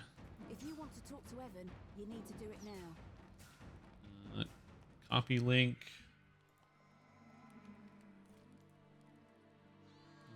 Command. Exclamation point. Dark Souls, you said? Dark Souls. There you go. Done. You're so drunk they forget they live in America. Surprisingly, they don't get drunk too as much as you would think, because you would think they get really drunk, but also it's like they're only drinking, you know, a Bud Light, then Corona Light and PBR Light. So it's mostly just like drinking a lot of beer. Read receipt, but it can be considered bad practice. Yeah, like I said, I'd rather instead of the machine do it, a human person goes like, hey, I just confirming I got this message, which is usually nicer.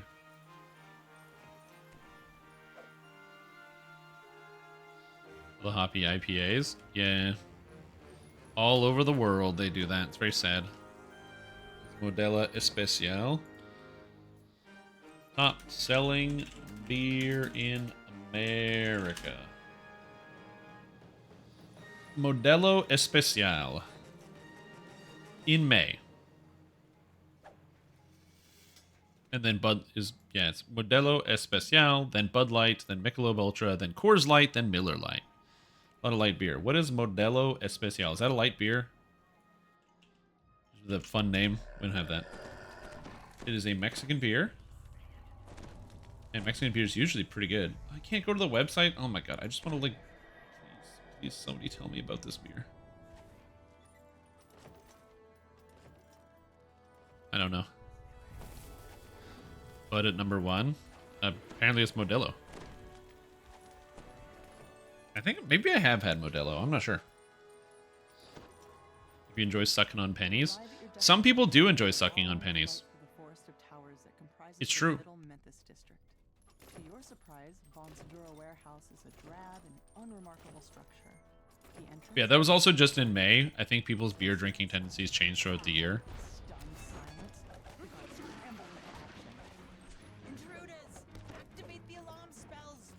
Was it me saying some people do like sucking on pennies?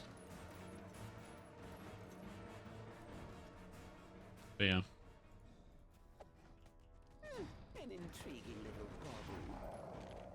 Is not number 1? Hell yeah, brother. Got all them boycotts.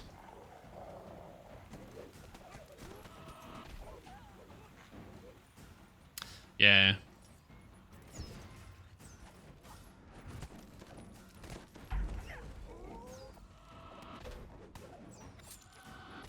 I will say, there is nothing more satisfying than watching videos of people who are mad about, like, you know, they're like mad at a company, and so they destroy their own stuff. So watching videos of people, like, pour out cans of beer, or like just, you know, yeah, just like crack them open and like pour them down the drain. And I'm like, but you already bought it. I get it, you're mad, you know. Don't like gay people, I'm with you. Well, not, but like I understand why you're mad. I don't really understand why you're mad, but like I understand that there's somebody who is mad about that, and that is why they're upset about the beer company for supporting Pride or something. But like, why would you destroy the product that you already own? You already bought it. So dumb.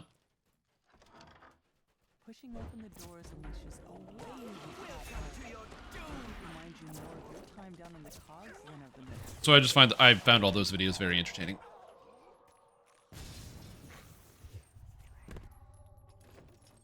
Yeah, it's because I kept getting my words wrong. It's because I'm like tired and not thinking entirely straight. But yeah.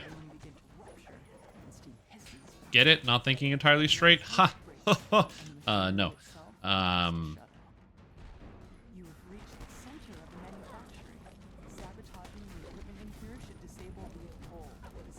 But yeah, I just find like destroying your own stuff in protest is like very confusing. Like, again, boycotting something makes sense because you don't want to buy it. It doesn't usually work because, again, boycotts are usually super short-lived and people go back to what they were doing before because people are creatures of habit and then they forget about what they were doing and they don't care. But, like, it's just so weird. 10 episodes and break them? Yeah, well, it's not people who bought it. It's like not people buying new stuff. It's people who already owned it. I mean, sure, some people also did it for the performative reason of being like, oh, shit, I don't have any, so they have to go to the store to make those videos, but yeah. The lifts in this chamber appear to have been disconnected from their power source, and their gates are failed. Yeah. The device overcharges and melts. The last piece Lone quest and not try to meta it. Will I get 100 kills pretty easily? Yeah, probably. A lot of the modern quests have tons of monsters. So like this quest, right, has no bonus on it whatsoever.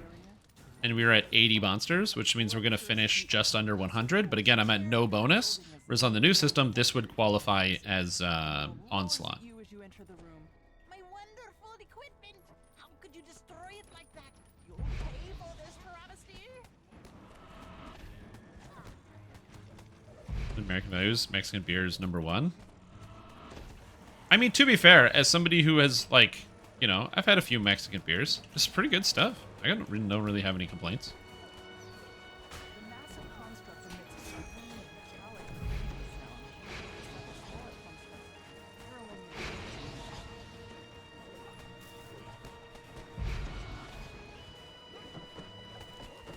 But yeah.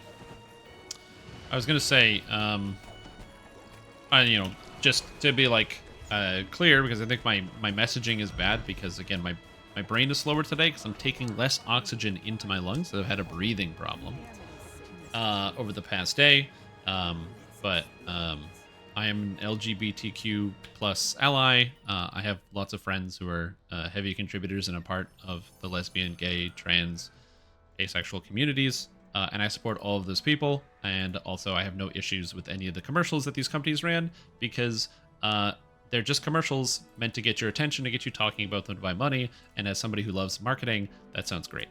I was more just saying I'm entertained by people destroying their own products for that purpose.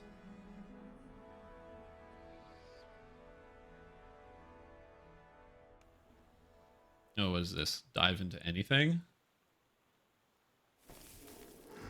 Okay, hold on. What is this? What you get for $800 a month in Tampa, Florida? How do I start the video?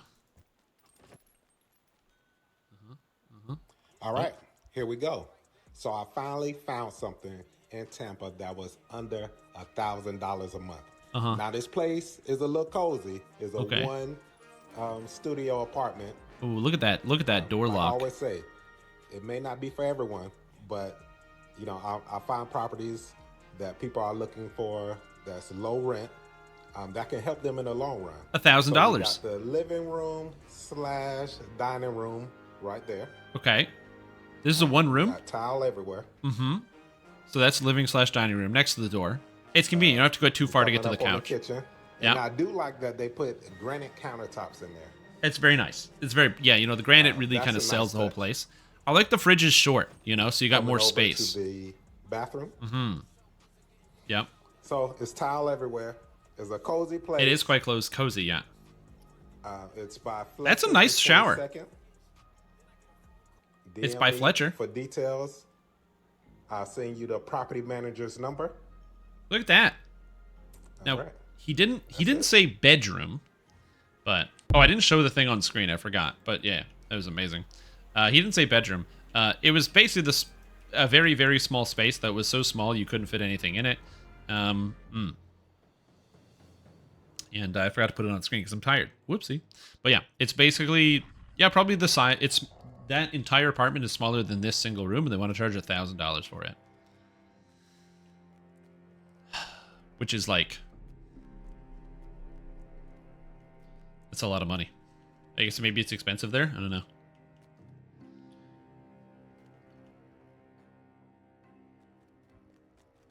Is Masshold Monster better than Arcane Tempest if I'm using evil damage on Blast anyway? You take them both because they're both really good. I would take both of them.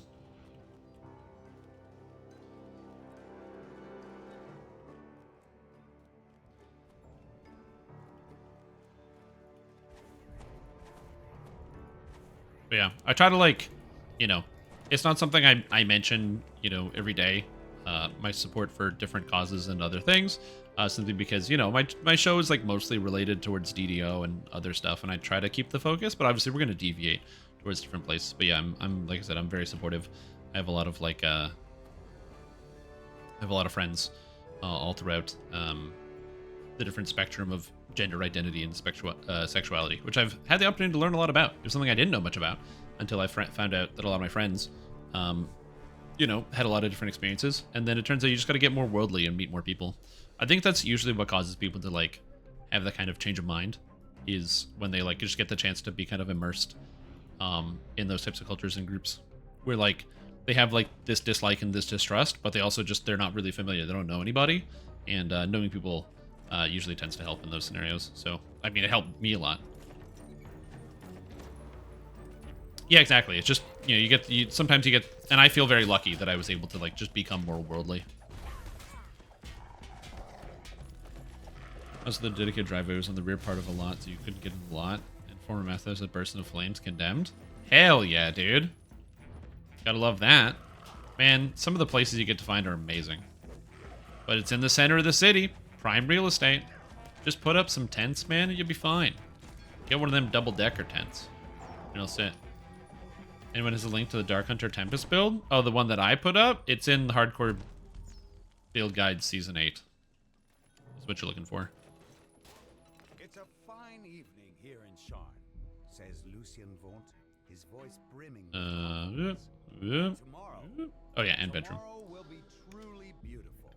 Elementary. Oh, and I know weight is centered on caster, but my fiend skin is over 100 PRR at level fail. That's because Oh, no, no, no, no. The problem I have with Whale is that monsters tend to have lower... You're going to have high evocation DCs because you're a warlock, so you're always going to have higher evocation DCs. Oh, this room sucks. But you're always going to have higher evocation DCs. But Whale is Fortitude, and Fortitude is usually about 10 points higher than average. So if you think about the average DC, and we're going to call Reflex the average because that's usually where monsters have their most middle saves. On average, if a Reflex 100 is what you need usually a Fortitude 110, and you need like a Will Save of about 95. So Will Save is usually 5 less than Reflex, and Fortitude is usually 10 higher than Reflex. So as a result, if your Evocation is your highest, and that's a Reflex save, which is your Tempest, then the kind of the break-even point is the, is that. What if I used it for insta-gibbing casters? Casters don't have less Fortitude saves. Interesting idea. You would think that that would be correct, because that would make sense. But that is not how DDO monsters are statted. You would think that that would work. You would be wrong, but you would think that that would work.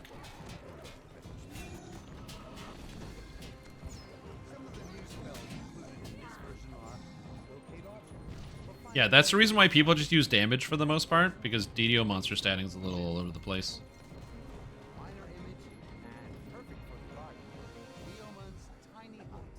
Yeah. There was a time where that was true, where it'd be like, oh, casters have less fortitude and whatever. But nowadays, it's kind of just mostly based on, like, the actual monster type, so whatever skin the monster has. Or just the expansion pack that you're in. But yeah. Monster saves kind of don't mean anything for, like, monster type.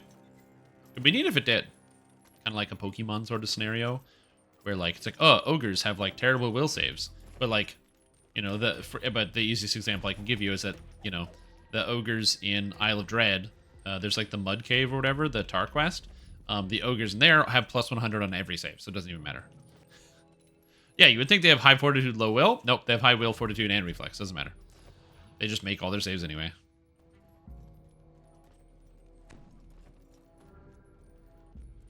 It's kind of funny.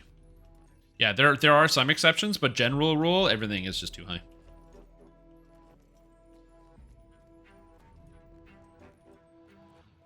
Yeah. Yeah, it's not that there are no circumstances where that's not the case, but the general rule is things are kind of like, you know, you're going to see the same kind of habit. It's the reason why people use, like, will saves for stuff more often. But as I said, I think that swapping out spells is really easy and inexpensive. So you know what I would encourage you to do? Stick with your gut, ignore me, and go with whatever you think is best. And then go and see how it works for you. You know? Just ignore what I'm saying and do what you think works best and see how it goes. Because, like, you're going to get the best results when you... Or you're going to learn the most when you, like, have the opportunity to actually take it and kind of see it firsthand. So I would definitely recommend starting with the whale and then, you know, working it out later. For me, I take hold and the other thing you said, hold monster and get in there, get heals. Where'd he go? Hold monster and Arcane Tempest, because they're usually pretty good.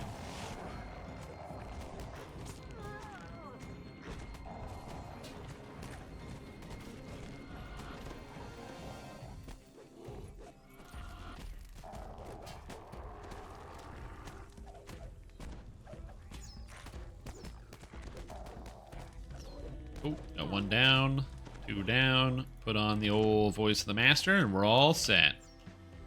Oh, baby, give me that Reaper XP. Reaper XP.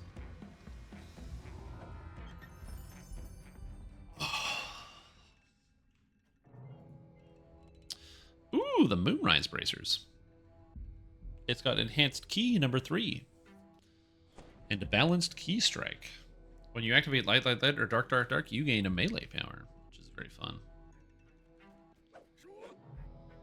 Right. I don't know if anybody wants it, but they can have it if they want. And then I have a build review to do. That greater old weapon dice is now better than deadly weapons if you have imbue dice. That depends on what your imbue is and what your character is and what your critical things are. The answer, like in most cases, is going to be it depends. Because if you're a character like a barbarian, who is critically hitting more often and is scaling mostly off crit multi, while you do have an imbue in the form of the like rage imbue or whatever, those 3 imbue dice are not going to be nearly as effective as just having deadly, because that deadly gets scaled so much by your crit. So yeah.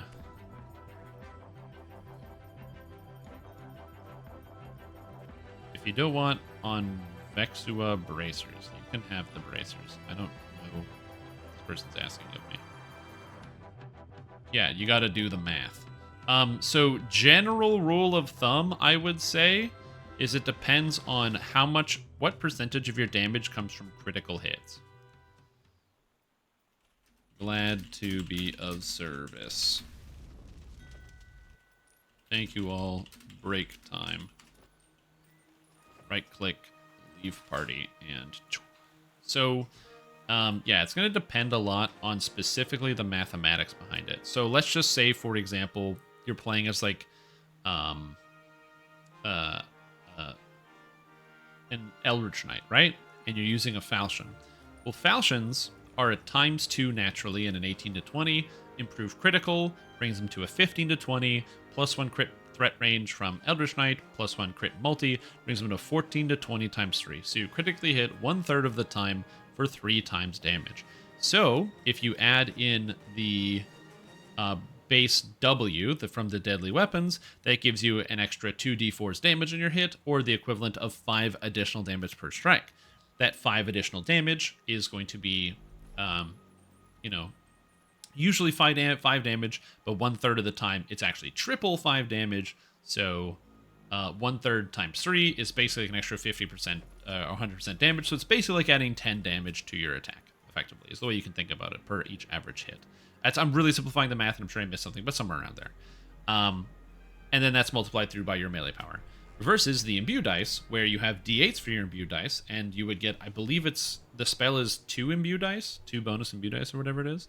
So you get 2 d8s, which would be an extra 9 average damage, which then works into your spell power. So you have to ask yourself, okay, 10 damage flat versus melee power versus 9 damage flat versus spell power, which one's going to be better for me? But again, it's circumstantial, because it really depends on what the weapon is and what you're using, the differences to your melee power, your range power, and other things. Also, the deadly weapon's obviously physical. Do you have a dust weapon? Okay, now you need to make sure you factor dust into this calculation, because if you're playing a physical character and you have a dust weapon, even though you happen to be using an imbue, then you gotta work it out.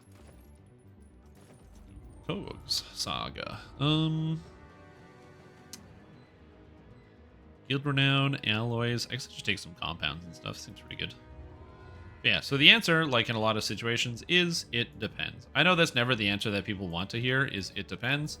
And as much joy as I get from, like, just fiendishly sitting quietly and being like, ha ha ha, it depends, it depends, it depends, and then watching people, like, lose their mind.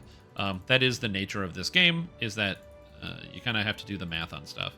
Which is why I'm very fortunate. There's a lot of very smart people out there who will do a lot of that for you, and who already have, like, a lot of really good builds. Bump those numbers. Also, spell power is much easier to get early game. So in the lower levels, the answer is borderline always the elemental weapons, because it's easy to get spell power and hard to get melee power. Also, melee power is heavily dependent on proper itemization. And by that, I mean, you can get Reaper bonus to melee power on 1, 2, 3, 4, 5, 6, 7, 8, 9, 10, 11, 12 items, which if you have it on all 12 items, is an extra 36 melee power. You can also get more on some pieces. That's not nothing. That's not including mythic bonuses easier, where I believe it's like, what, 1, 2, 3, 4, 5, 6 mythic bonuses as well for another +3. So if you have a full mythic Reaper set, your character is able to pick up, almost 50 extra melee power versus the 50 spell power, which 50 spell power isn't bad, but 50 spell power has a lower impact on your character because you already have so much of it. Spell power just comes in such vast quantities versus something like melee power. So again, it's going to be something that heavily depends on where your gear is at and what you're doing and kind of how what tools and things you have access to.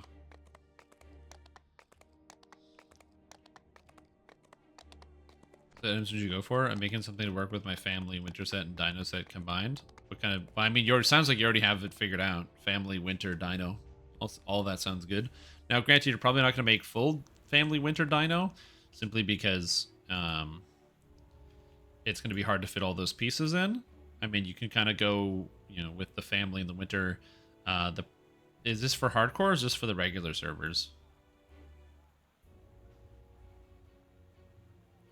Yeah.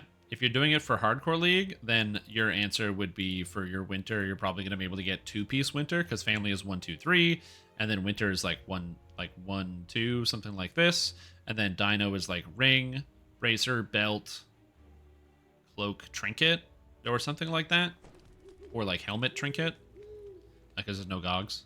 So you got to fit in somewhere around there. Actually, helmet doesn't work, so yeah, it has to be like bracer, ring, belt, cloak, trinket. Because you're kind of limited on what you can use for dino. So you're only going like 2-piece winter, somewhere like that. And then, the ring you're obviously going to be using for like your strength stat. Going for like crafting on a skill slot somewhere else. There's no insightful stats is where you're also going to struggle with strength. But since there's no goggles, you can use goggles for the insightful strength. Because you can either get the Manslayer goggles from White Blue Mountain. They give insightful strength. And they also give action boost, which is pretty good. Or you can just use Collective Sight because you're a paladin and that gives 20 magic resistance rating and a quality bonus. So you've also got that as an option. That's why I use 4 winter set. Oh, if you're using 4 winter, it's impossible for you to get Isle of Dread. So you don't have to worry about getting Isle of Dread. Like, you can use items from Isle of Dread, but that's too many pieces. You don't have enough item slots. That one you should be able to count out. You should be able to just look at that and be like, 1, 2, 3, 4, 5, 6, 7, 8, 9, 10, 11. And you're like, okay, I have 11 items. Cool. And then... in theory, so then 4-piece winter is 4, 3-piece part of the family is 3, so that total 7, plus 5-piece Isle of Dread is 12. That is one more slot than items you have. Also remember, none of those things have a goggle, so you're actually down to 10 slots, and you need 12 items to fit in there, so you can't do that anyway. Unfortunately. Kind of limited on that one. That's the reason why you usually would do 2-piece, so you at least get the physical resistance rating and go from there. Weapon can work in the set, but even still, you're still down an item slot because you only have 11 out of 12, and the weapon can work because it comes from the raid. Now, the only way to get the weapon is to do the raid, and the raid is quite scary on Hardcore League. There are tons of things that can instantly kill you, so going for a particular raid weapon is not the greatest. Because the weapons work, but only the raid versions. The regular versions don't count. It's like an extra special sort of thing where they're like, if you do the raid, you can get the extra side item and make it work. Which is what people do a lot of the time. And 3-piece winter is not that bad. There you go. Yeah, everybody learned something. It's all good. Don't worry about it. I agree with go for the extra HP bonus from the process, drop a lot offensively. I also agree. It's one of the reasons why a lot of my sets don't actually have, that I wrote for this Hardcore League, don't have 4-piece winter. Because in the past, I think you needed it. But nowadays, you can pick up so much extra defense by having, like, the extra physical magical resistance rating. You're going Isle of Dread set for the profane physical resistance rating on top of a physical resistance rating set. Like from the winters, you get an extra 60 PRR, which ends up being better and giving you a better distribution of stats. So I'm totally in agreement with you right there.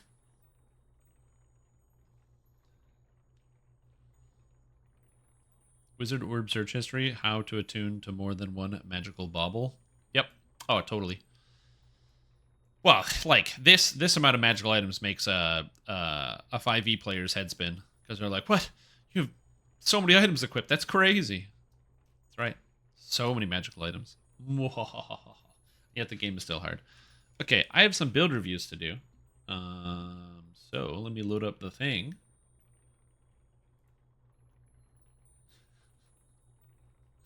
Oh, that's awesome.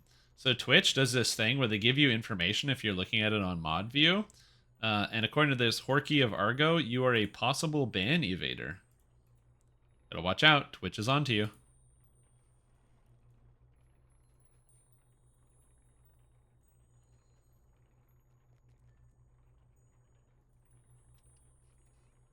All right.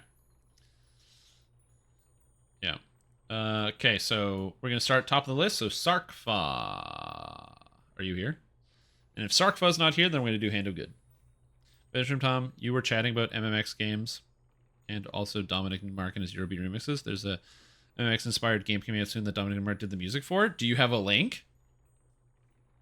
You are here? Perfect. So we're going to do Sarkfa's build review, and then if we have time, we'll do Hand of Goods build review. But in the meantime, I have to go to the bathroom. Gravity Circuit? Oh. You did or recommend me a game in the past already, so I'm going to trust you. Where is it? Is this on Steam? Gravity Circuit?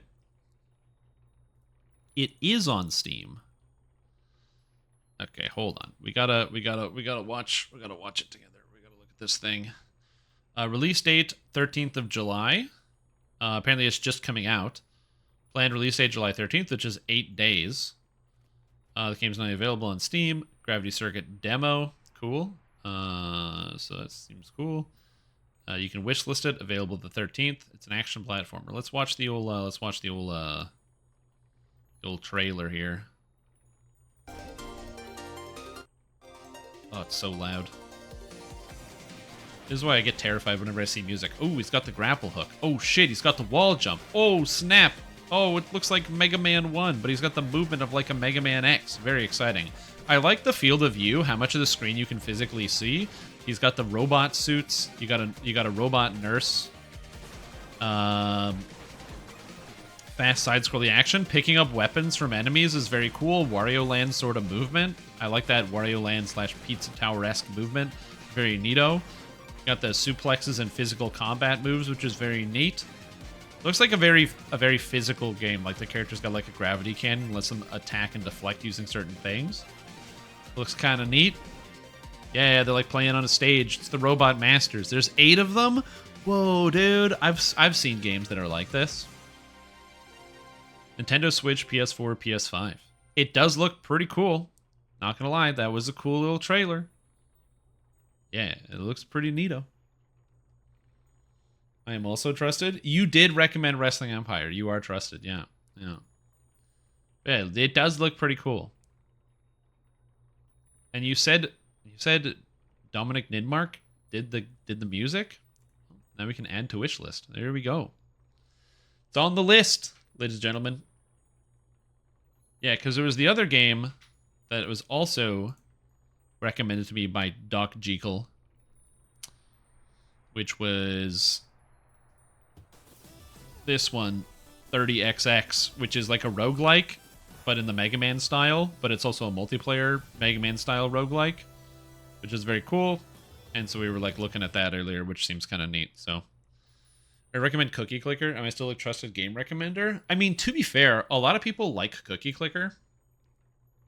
So it is a very popular game. Okay, so now I'm going to stop getting distracted. I'm going to go use the bathroom.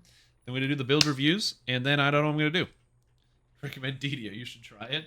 Oh, I gotta relive my 90s nostalgia by playing new Mega Man adjacent games. Yeah, I'll be back.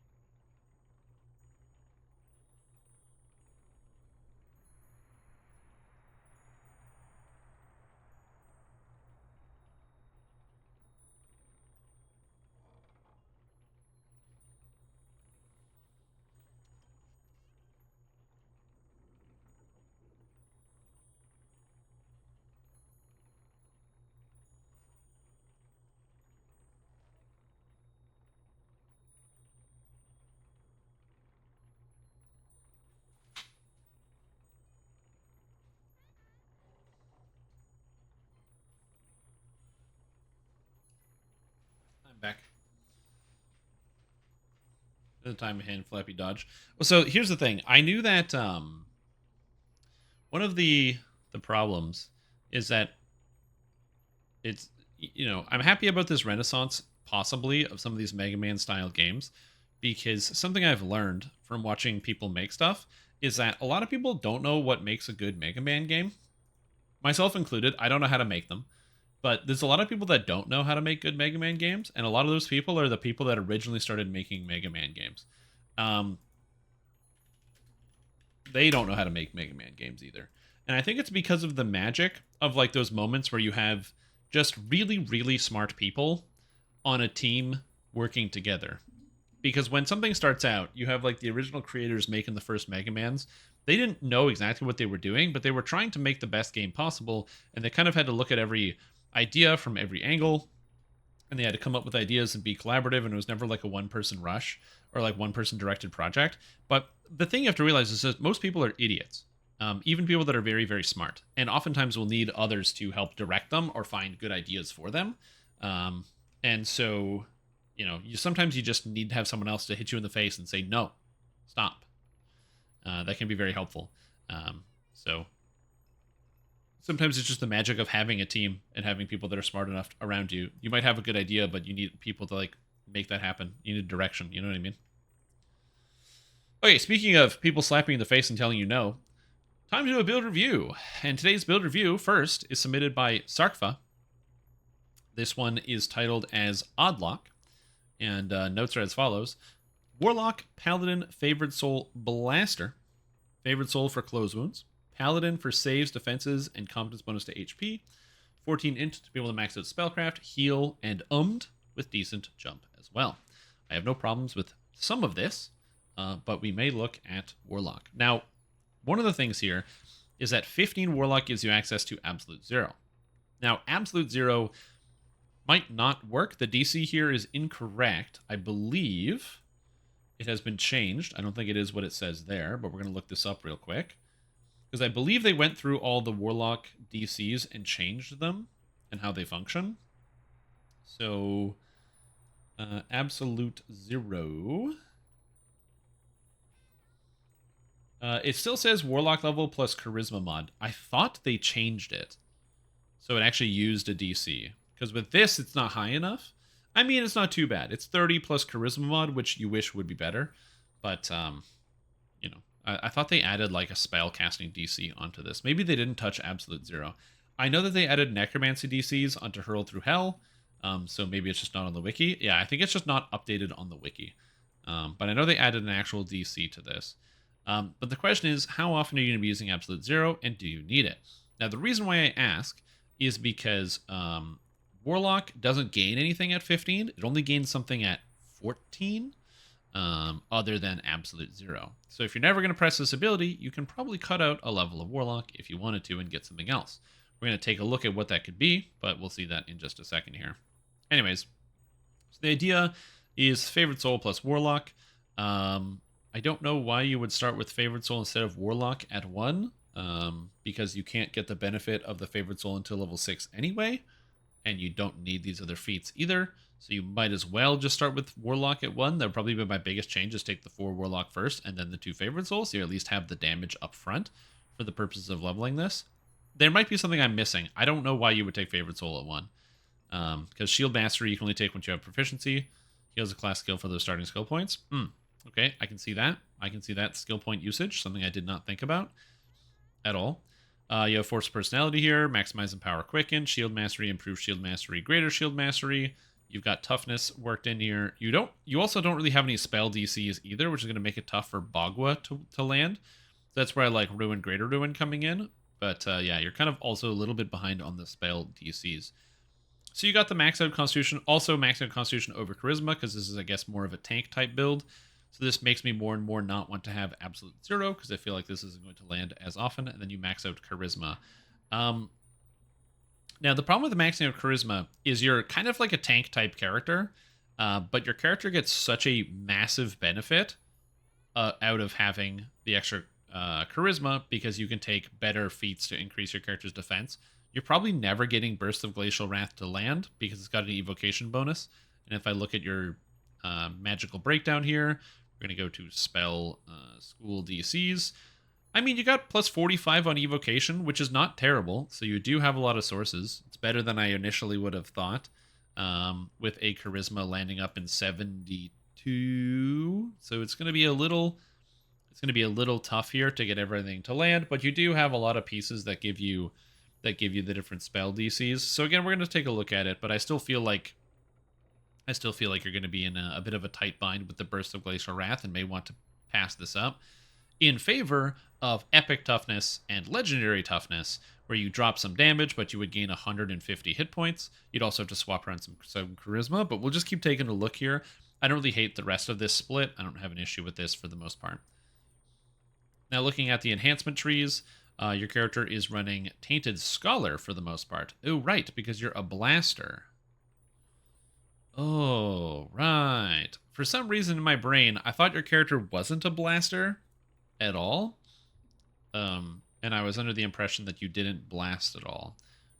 Which I thought you would be using the Enlightened Spirit tree, which is like kind of the go-to for this sort of stuff. Which is interesting.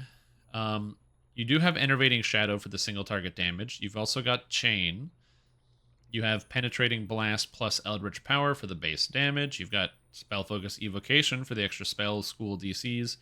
Got a 3-cost enhancement. I don't know what they were doing with this one.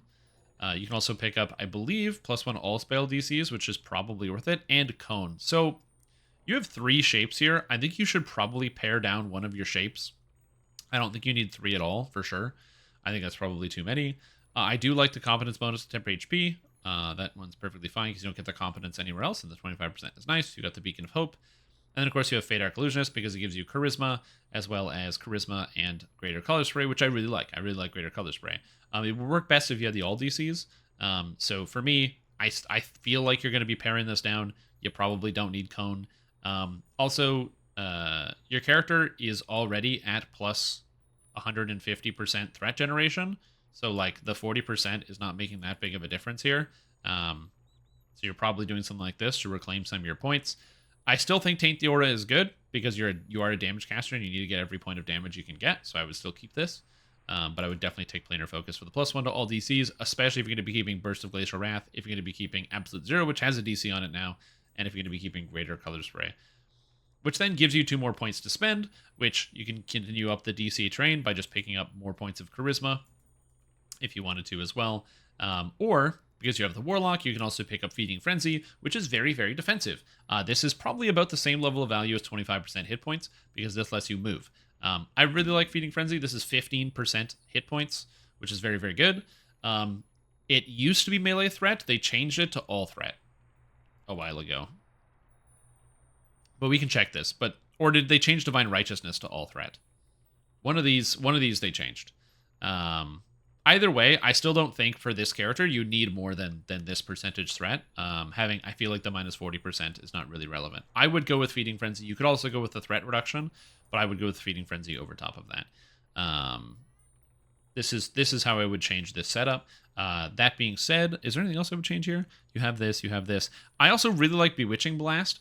The downside of taking all of the blast shape stances along here is that you don't end up taking Bewitching Blast, which is one of the best defensive abilities you get as a Warlock. It just means that you have a 10% chance to confuse non-boss monsters, and when they're confused, they just stand there doing nothing. Sometimes they'll attack each other, most of the time they just do nothing, and 10% chance make an enemy do nothing for free is really cool. So I really like having Bewitching Blast. The problem is to do so, you have to drop Penetrating Blast and Faltering Blast, pretty much entirely, plus something else, which is obviously not ideal. So it's not going to be the most favored move here to kind of grab all those blasting abilities. But I really do like Bewitching Blast, especially on a character like this that might be a little bit more fragile. And then your character does have a lot of health, so it's not terrible. We can also see, based on your DCs, Burst of Glacial Wrath 87, which is like kind of rough. Your Warlock Pact is at 86, again kind of rough. So it's gonna be hard to land these. Burst of Glacial Wrath is probably not going to land on anything in Isle of Dread. But you might be able to get it to land on some stuff outside. Where it's going to be the best is Constructs. The Carcerai Storm is nice because I believe Carcerai Storm, it says Fortitude save. I believe Carcerai Storm's a will save? Yeah, it's a will save. So This one's going to be nice. Carcerai is going to land on a lot of things, do a lot of damage to things, but the Berserk Glacier Wrath is going to be a little bit tougher there. If you did want to get yourself a little bit more DCs, toughness is not that many hit points in comparison to other stuff, and you already have like 1900 hit points, so at that point you could swap out toughness for like Spell Focus Evocation if you wanted, because that's really the only one you need. I don't have Spell Focus Evocation here, but you could definitely put Spell Focus Evocation on here instead, because I think that would probably work well as well. So that one I do like for sure. And again, Absolute Zero, like this has a DC on it. I don't know what it is. There was a patch that added DCs to all of the abilities, so I don't know where that is. But it's out there somewhere. Deific Warding is fine. Ruin, Greater Ruin. Again, I kind of wish that you were able to take Legendary Toughness instead. But unfortunately, Legendary Toughness requires a bit more than you have. So I don't hate Epic Spell Power Force. Epic Spell Power Cold is also a good option. I think they both kind of land fairly evenly because you do both damage types, again, fairly evenly. You don't really have a lot of extra cold damage you wouldn't get. I mean, sure, Burst of Glacial Wrath is like a little bit more cold damage, but the Force is going to be more consistent and land more often. Epic Destiny's here. It's no-brainer. You enter Draconic Incarnation, Cold Breath, plus Ruin Intensified. I don't like the wings, but some people do. Minus 20 spell power. I like 20 spell power. It's pretty good. Going for the Shard Storm for the extra defense. I don't hate it.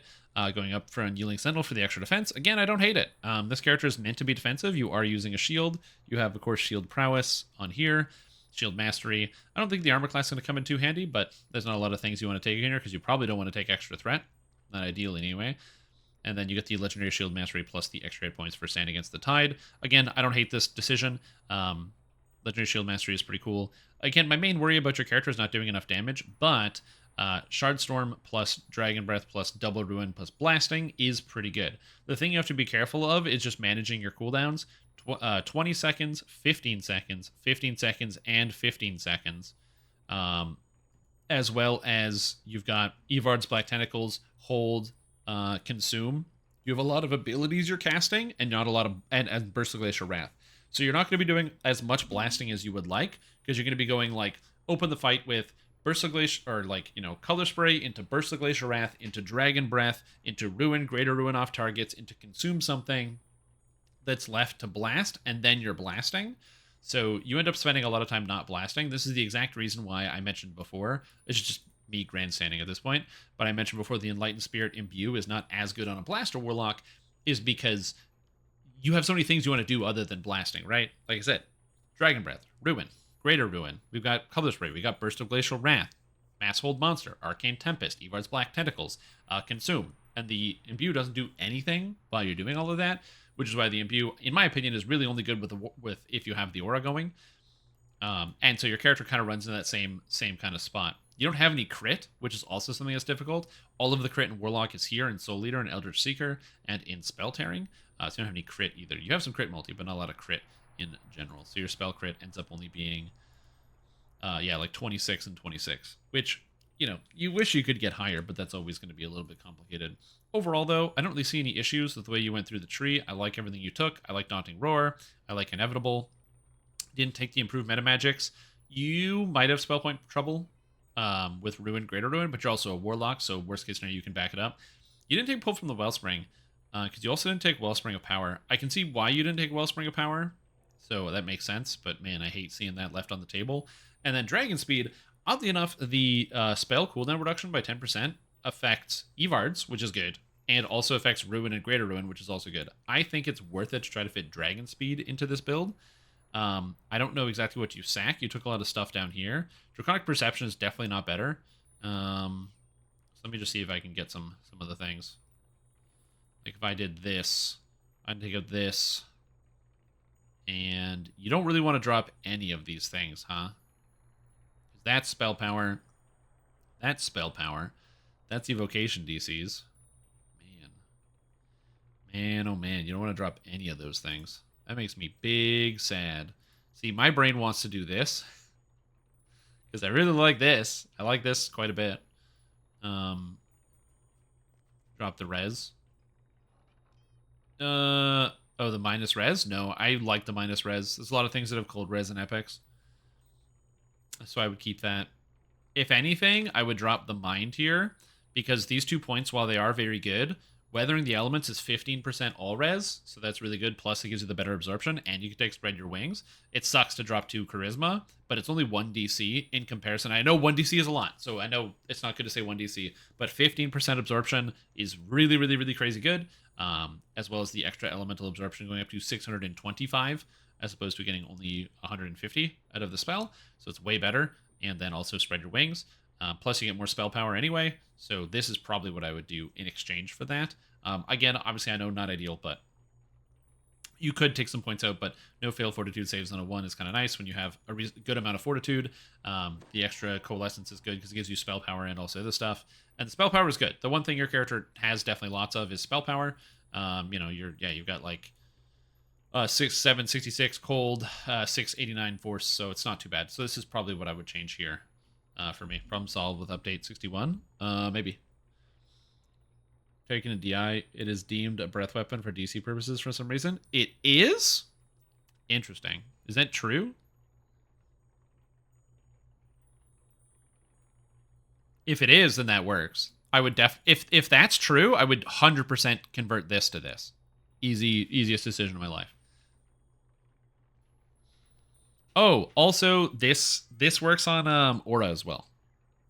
This works on the Eldritch Aura as well. Same with Daunting Roar, which is fun.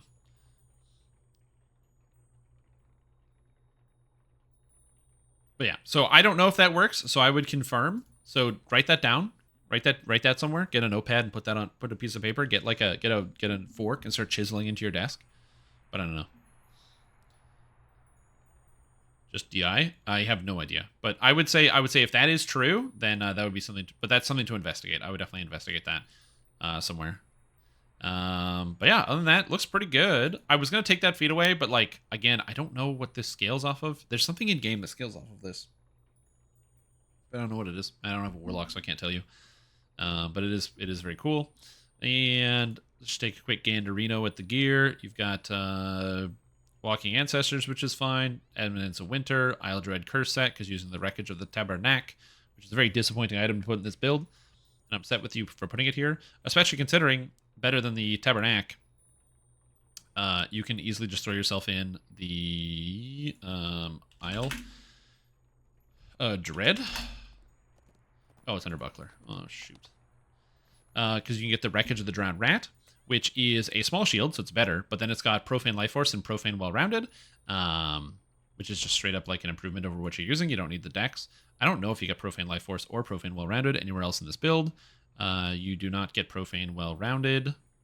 You do get Profane all ability scores, I guess. You don't have to worry about that, but you get the Profane Life Force, which I think is a little bit better. It gives you some more health.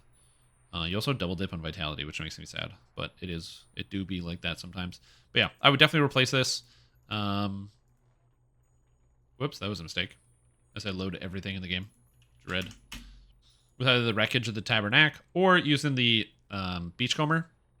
The benefit of the Beachcomber is just more physical resistance rating because you're using a bigger shield. You're going to get more defense out of it because you get more from the actual stats. You may be wondering, but what about Arcane Spell Failure? That is a problem, but you just whip an Augment in there and that takes care of itself. So you're all set. Do these... Oh, the Augment doesn't work in here because... I think you have to use a, I think you have to put an augment somewhere else, but yeah.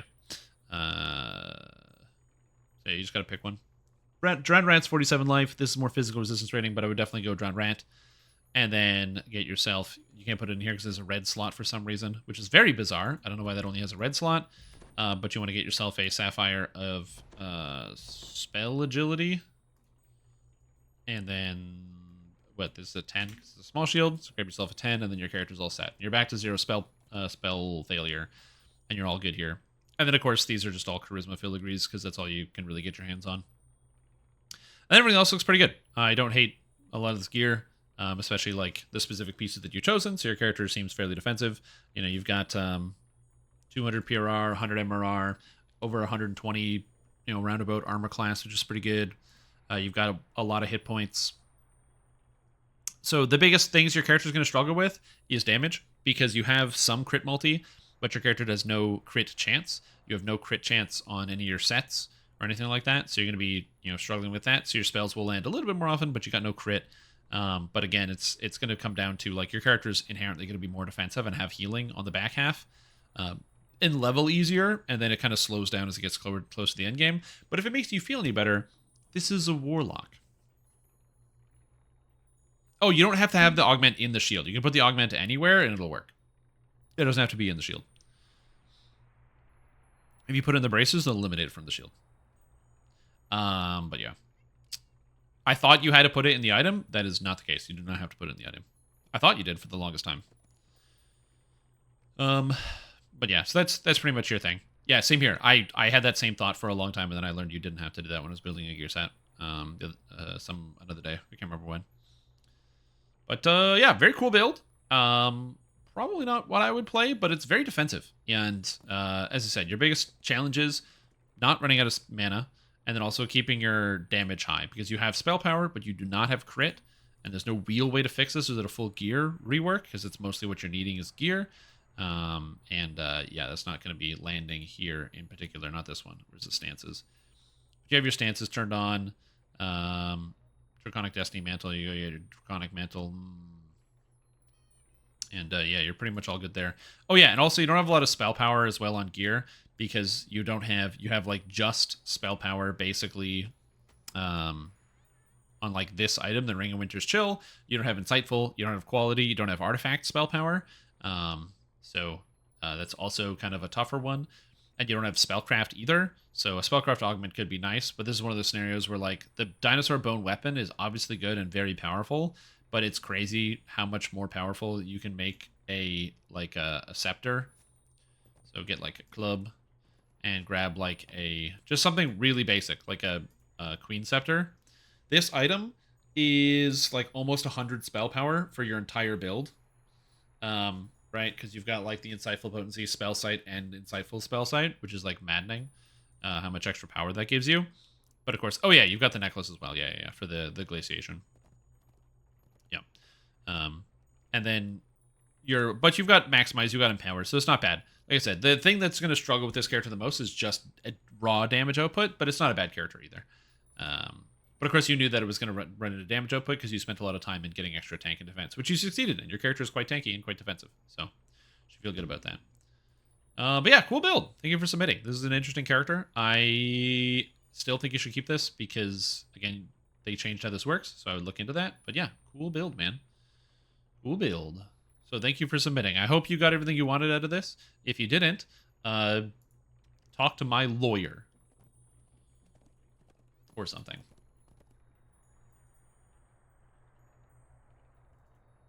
Here we go. Resubmit.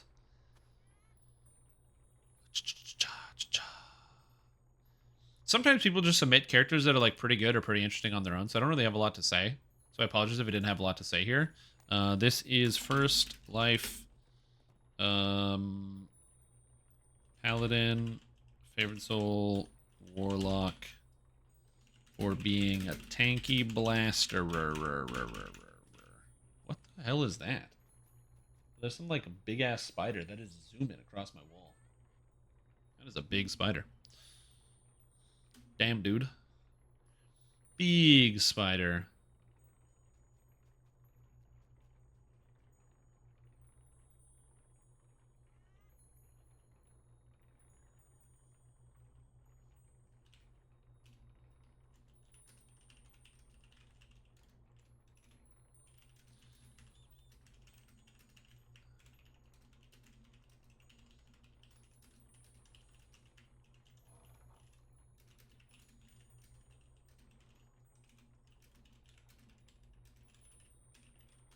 Okay. Look at the flaws or possibly glaring flaws. Yeah, looking for something like really bad. Now, to be fair, sometimes flaws can be so glaring that you can't see them because they reflect too much light. They're like invisible. So like that one time where Tom submitted a build to me, the Young Arcanaverse, and it was like a thrower, and it was really interesting, and we were both looking over it, and we did the review, and we did the gear and everything, and there was a flaw in the build that was so glaring that neither of us saw it, which was that the build didn't have dex to hit and damage as a dex to hit and damage build. because he built it and sent it to me, and I just assumed it was there because I'm like, he's not an idiot. He's going to do it right. It turns out everybody was the idiot. We all missed it. Like I said, it was just it was reflecting so bright that you just couldn't see it. It was blinding, as it were. Okay, so that's one. We have another one to do, another build review. This one is from Hand of Good.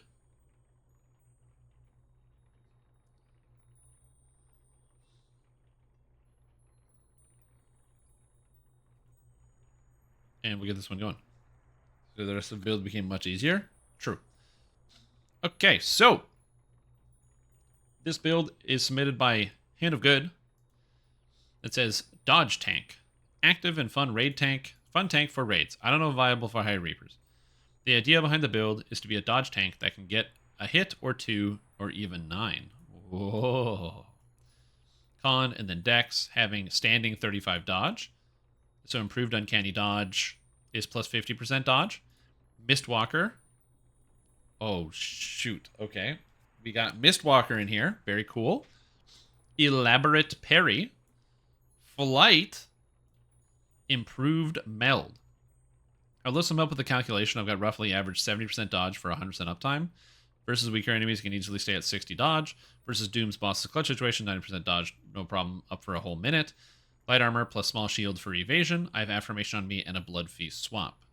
Having issues with keeping aggro on me. Intim plus shield throw plus spells. Okay. Don't know which way my LGS nor filigrees, so gear can be tweaked by elite experienced players. Well, you paid for no gear, so we're not going to really look at the gear. So we're not really going to look at the gear, but I'll take a cursory glance. And I don't know anything about LGS, so I'm not the guy to ask for that. But there are tank players who will cyberbully you over your gear choices, so that can help you out probably a little bit, who are in the chat right now. Anyone see? Yeah, it's right here. Yeah, it's got that heavy... Apparently it's heavy rain. I mean, I can still see the sky, so I don't know about the heavy rain thing, but, it is what it is. But yeah, it's hot. Outside, you go outside and you start melting. As for leveling order, it's okay. I don't know if I should use Bear Form or Double Daggers with Tempest. For this one, you are probably going to be leveling. You're just going to probably just play a Vistani with dual wielding out. You're just going to play dual wielding Vistani. Your character doesn't have any good stats. Either you're going to be re-rolling, like doing an epic past life, or you have the 2 weapon fighting feats from Ranger. You actually don't have that many 2 weapon fighting feats from Ranger.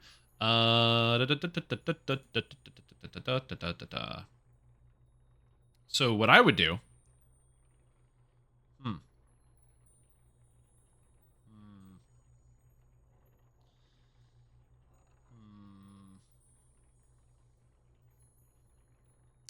Okay, so what I would do is, for the leveling process, this is just leveling, so ignore the rest of these trees.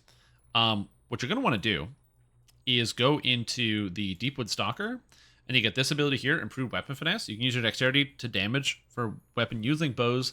Melee weapons, you can use your dexterity modifier to hit. Is Quarterstaff a finesse weapon? I don't think it is. I think you're just entirely limited. Because this is how you get dex to damage. You kind of need you need Tempest Tree to get dex to hit and dex to damage. So you take like dex to hit here and then dex to damage here. But I would love you to use a Quarterstaff or something because you just get more damage, but you won't be able to do that. So this character is going to be a pain in the ass to level, and there's no solution to that problem. It just sucks. 2 second works with the shield. Yeah, this just makes it so that deflect arrows triggers every 2 seconds. So yes, that's perfectly fine with the shield. Yeah, so there's no solution to this problem. Yeah, life just sucks. I think the answer is, even the worst part is if you're playing as a Tabaxi, you could get away with it because Tabaxis get dex hit and damage while in animal form, but you don't. Yeah. So I think the answer is probably just actually gear strength and use strength during the leveling process. Just grab like extended rage and just rage and do strength dual wield Vistani. And just strength it out, and then when you get to epics and you can properly gear, then do it the other way. Because remember, you're going to have like Ram's Might for strength and damage. You're going to have Rage for strength and damage. You need to pick up all the extra raging damage and strength, something like that. Or yeah, just have somebody carry you. But the leveling process, this is going to suck no matter which way you do it. So yeah, that's always fun. So as far as this, so this is a weird idea that I've never thought of before, and I like it. It's very cool. We got +8 tomes across the board, all con. We got con and dex. Your character is, in fact, a shifter, which is one of the first things I noticed because I was thinking about the dex damage thing, and it's obviously a little bit more difficult. Feat order, you've got dodge, mobility, you've got spring attack, shield mastery, and all that. A toughness, you can take epic toughness and legendary toughness, perfect shield mastery, bulwark of defense, elusive target, epic damage reduction, deific warding, epic reflexes, sign of celestia. All this stuff is good. No problems here. I like all of this. I don't really have anything I would actually change. You got the wild hunt shifter. Usually you wouldn't want to go wild hunt, but it makes sense for what you're trying to do, because your character is going with you got the lesser displacement here. You could still go the other way on the shift, but I guess maybe you don't want to because you want the extra dexterity instead of the constitution and armor class. I feel like the constitution and armor class isn't that bad, but you took brutal spell casting, so you can cast spell. Oh, because the casting spells while raging. That makes sense. You want to be able to cast spells while raging. Okay, I gotcha. Sorry, I'm picking up. I haven't looked at epics because your character doesn't cast spells. You're a barbarian, so this is why I'm thinking about it. Your character gets improved uncanny dodge from barbarian, as well as extra barbarian damage reduction, which is really nice because that stacks with everything else. You have the nature's protector stance for an extra, 20 PRR and MRR, which is also nice. So I like that. Nature's warrior, so you have flight. You picked up extra wild empathies here. I'm assuming you're going to get extra wild empathies in epics as well outside of this, because you won't have a crazy amount, although you do get wild empathies from both ranger and druid. I don't know if they stack. I have no idea. I don't think I've ever multiclass ranger or druid intentionally and used wild empathy as a defensive stat, so that's kind of sussy. Elaborate parry gives you a huge bunch of stats based on your max dex modifier. I love this ability, and it is very, very powerful. Rotating defenses and defensive cooldowns is one of the best things you can do on a tank.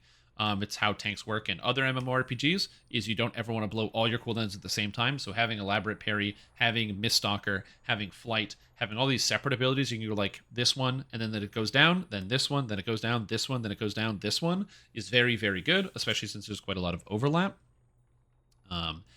Especially considering you have other options on top of this. For example, Dark Discorporation as a separate ability to keep your defenses up. The harder part is obviously going to be making sure in light armor you have enough defense. Shadow Storm Dancer Imbue for the Electric Absorb is good. Improved Mobility for the max dex bonus, also very good. It's really weird how defensive Tempest is when you don't put any points in the offensive stuff. You didn't take... oh yeah, this is only when dual wheeling. Right, that makes sense. I was like, why wouldn't you take 10 PRR? Because you can't. I also forgot that you got Sprint Boost from this tree. Very cool. But yeah, so you have that. You have the deflection here. I like this. Amelia Dark Hunter Trapper build, level 12 after a 36-month break. Oh, I'm glad to hear that, Beyond Nox. I'm glad to hear it's going good. That's awesome. We have a Cult Slayer, which is good here. Now, you have this, which is good. Grudge Bearer for the hit points. All that makes sense, as well as Vicinity Fortune. Vicinity Fortune is also quite good, because it just gives you random stuff, and a lot of it's really good defensively. So 10 PR and MRR for free, and sometimes you get even more PR and MRR, or all ability scores, none of which are bad. There's not a lot you could take outside of here. Obviously, Deepwood Stalker for additional animal empathies if you needed it, because you can get even more. So that would be like a nice addition, but not amazing. Frenzy Berserker, obviously Blood Tribute is always an option. Blood Tribute is quite good, because even into epics, you get extra temporary hit points, and you're going to have a lot of constitution, so that can help you out in between the dodge process. You'd have to give up a lot, though. You can't give this up. You don't want to give this up. I would say Occult Slayer would be where I would maybe think about changing that, because Occult Slayer, you spend the 9 points here, and you'd be able to think about it. Occult Slayer looks good, because it gives you 12 PR and MRR. The problem is, if you die, this resets, and you need to get 90 weapon bond again. Now, you can plan on never dying. And if you never die, that's a perfect solution. But if you die, you're not getting this in combat because you're not fighting stuff. You have a sword and shield.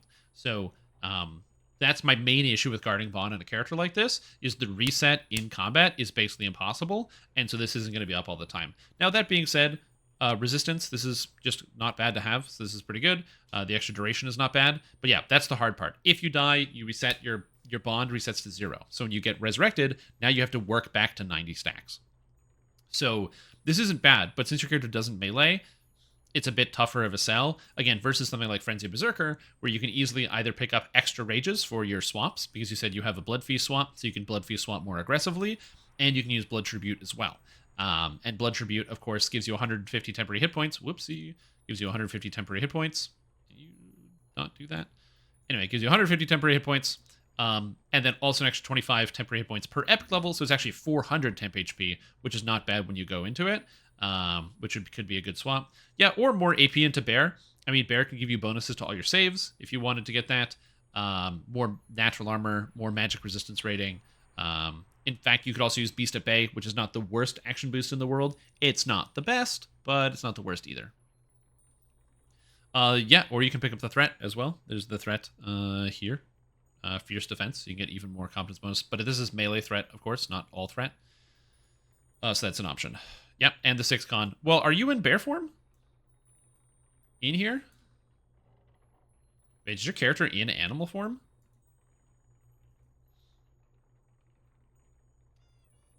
Yeah, their character's not in animal form. Oh, you are in animal form. Wait, you are in animal form? Then you don't need shield mastery. Because if you're in animal form, you definitely don't need shield mastery. Because animal form doesn't work with shield mastery. You're not considered using a shield while in animal form. You're considered natural fighting. That's why it says here, it does not function in animal forms. So if you were going to do this, and you're going to be in bear form all the time, you would want to be using natural fighting. Natural fighting is the alternative. Now, natural fighting obviously doesn't give you the same stats.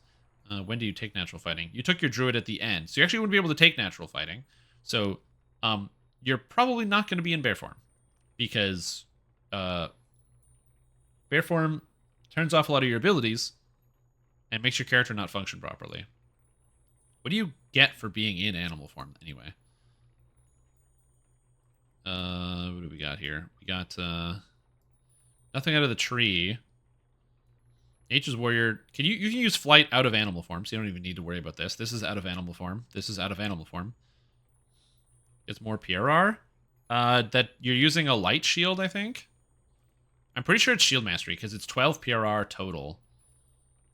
No, this is 10 PRR for the small shield or buckler, whereas bear gives you 12. Or like the animal form gives you 12. So you'd get 2 more from the animal form. And then you would also, instead of taking perfect shield mastery, you would have perfect natural fighting, which I can't show on here for some reason. Yeah, so I can't even show you what it does. Let me find it. Perfect natural fighting.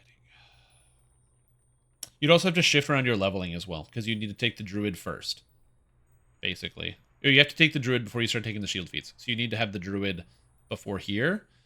So you'd have to take, like, bring attack as base attack bonus 4. So you have to do, like, druid, druid, druid. So that way you could take natural fighting, natural fighting, natural fighting.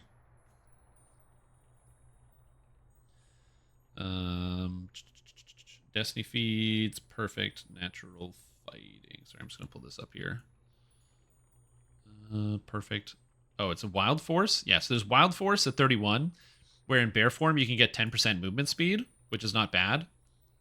And then perfect natural fighting, which in bear form gives you 5% increased armor class.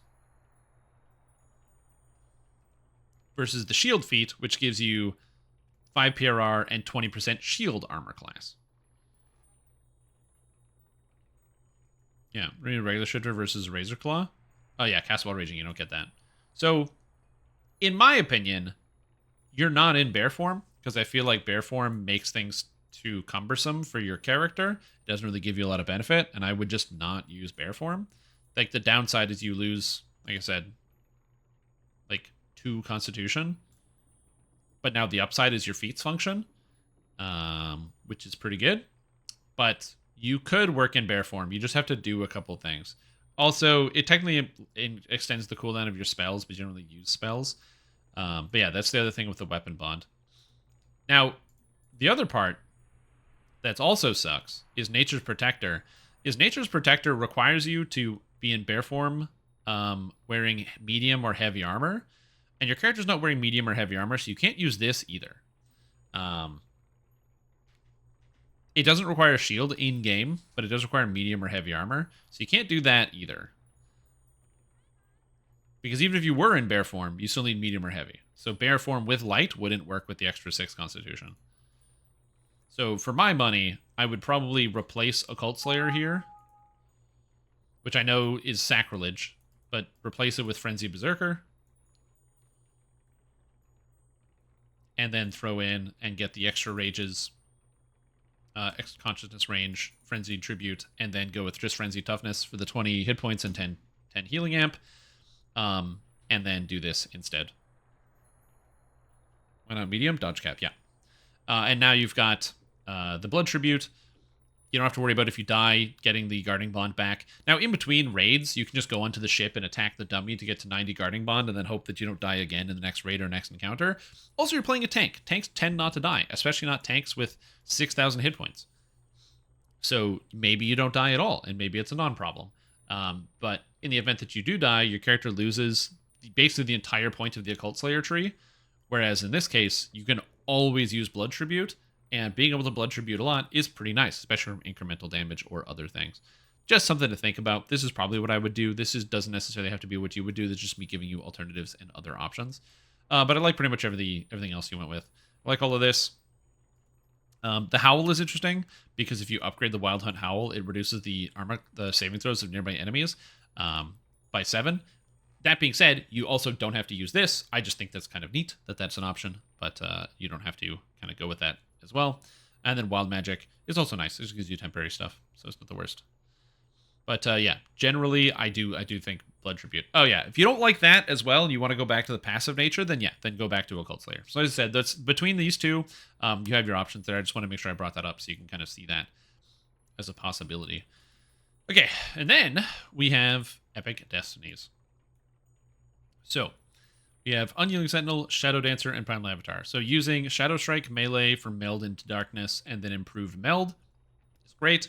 You can use this all of the time. The blind is quite good because when they miss you in combat, they're going to miss you all of the time, which is very powerful. And this is actually active a lot. Now, you have to hit people with Shadow Strike to make this function. So most likely, and remember that this also shares a cooldown with Carrion Swarm, so I don't know how you're going to hold aggro on anything. Let's just start that right there. I'm kind of not sure how you hold aggro on anything. Oh, you don't need to hit? But yeah, I'm not really sure how to do that.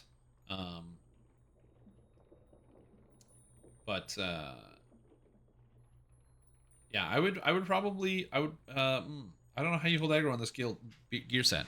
So the problem is, Knight's Challenge doesn't generate threat, right? What this does is it's a forced taunt that forces creatures to attack you for 10 seconds and is not an aggro copy. So after those 10 seconds, they will go back to wherever they were attacking before. You have Intimidate, presumably, and your Intimidate is quite high, presumably, 81. Well, you can get some. This is not good, but you can get some. But for anything that's like a construct adjacent, you're going to be running into trouble. So for raids, you can pretty much intimidate everything and hold things on top of you. But when it comes to like R10s and stuff, it'll be a little bit more complicated. Now, usually in these circumstances, that's where you can like, hold things through other means, like crowd control and such. It's where Bear comes in, because Bear can bear charge, tremor, and keep things in places because of that. Or Barbarians can instantly kill people or use the Ravager capstone. But your character is limited to Knight's Challenge and Shardstorm, which makes it a little bit more complicated. Outside of that, you don't have a lot. Your Mantle doesn't do damage. You don't have Imbue dice. So that would be, I would say that's definitely your biggest hurdle, is trying to figure out how to hold aggro on stuff, because you don't have any passive damage. Now, that being said, there are some other alternative options. So, for example, you have this weapon here that has a Melt Fang on it, and Melt Fang is not 0, so that can help you hold aggro on stuff, presumably either if you're attacking or additionally casting spells. Now, I thought your character would be casting spells more often. You have 2 spells every 15 seconds, so seeing that, you're probably going to be meleeing entirely in between and doing a little bit of blocking. So I can see you using Occult Slayer over Frenzy Berserker, because even if you get knocked down, you're going to be needed melee to hold aggro and stuff. So I'd probably swap that back, if I'm being honest. Just seeing the fact like how melee heavy your character is, it's going to be really important for you to be able to melee the targets in combat to be able to get your stats going. So I would probably keep this, because you need to melee to hold aggro. So the extra melee threat's actually not that bad. Like, you still want the spell threat, but yeah, you're going to need Shardstorm, and you're going to need the Shadow Dancer. You also took less threat from all sources, which I mean, obviously you have so much extra threat, so maybe this isn't a big deal. I still don't like it, but you don't have Night Shield anywhere else, and this is very convenient, so I get why you did what you did. Lithe for the maximum like Dex bonus armor class, which is not that bad. Assuming you've already got the Reaper points built into here, because your dodge defensively, you're at 35 dodge all of the time, which also, again, makes sense. Oh, Romeo, this is a tank build. This is a dodge tank, so a character that is tanking stuff with dodge. Now, remember, your character is not, like, fragile, right? So you have, 6% damage reduction here, plus PRR and MRR. The hardest thing is your armor class sucks. Like, that one, you just feel bad about that. You kind of wish your armor class was higher. There might be ways to affect this, because it doesn't look like you have a couple different sources of armor class. And Bear obviously helps you out with the armor class, but you got the PRR, you got the MRR. MRR could be higher, but PRR is pretty good, especially considering you have 35 dodge with also the dodge cooldowns. Remember, this is going to be average, like, as you said before, 67, 65. So this is a lot more powerful. Combined with armor class, if you can fit in, like, another 50 armor class in here, you'll be super duper happy about that one. Although it can be hard to fit that in. But yeah, that would be definitely very nice to have. Your hit points are good, so you don't have to worry about that. You got the movement speed, which is good because you get the extra move speed from Barbarian, so I love that. And then, of course, if we look at the items here, your character has also nothing for spell power for actually holding damage, so you're very, very heavily reliant on melee to hold aggro on people. Just going to go back here. So we should be good. And then, yeah. Yeah, it's tough. You have a tough build. I do like where you're going with this. I'm trying to think of other ideas and things that would fit, because you've got the point of the Rangers to get access to the Tempestry, which is amazingly defensive with elaborate parry, and it gives you extra wild empathies, which is very, very smart to combine that with Nature's Warrior here for the flight. So I really like that. I think that you did a good job with that. That's smart.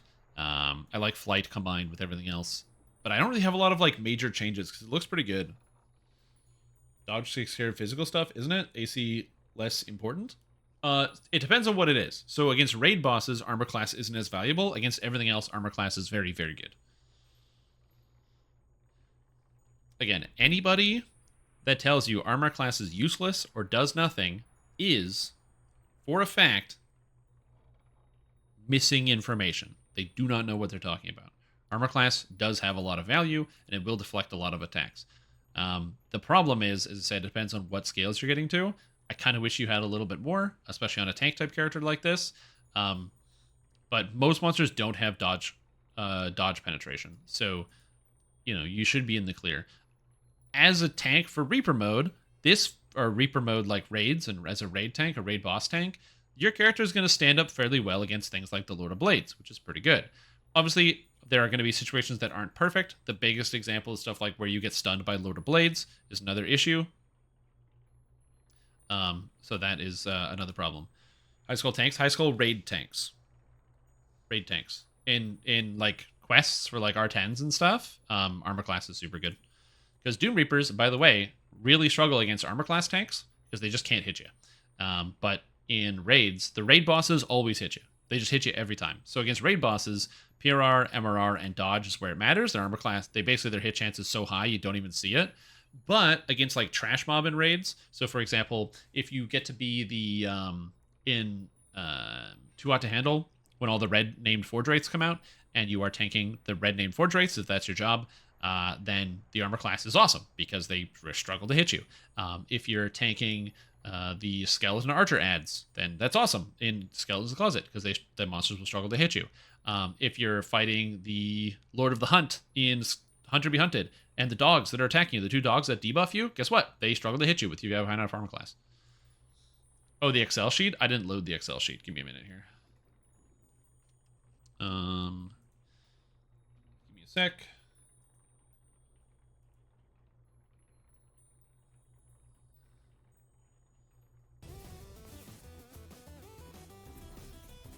What? Okay, so amazingly, I clicked on the Excel sheet, and it opened up Steam and started playing the trailer of what I was looking at. Amazing. Okay. Yeah, I'll enable editing on this file, and that sounds good, because I want to be able to read everything. Okay, so...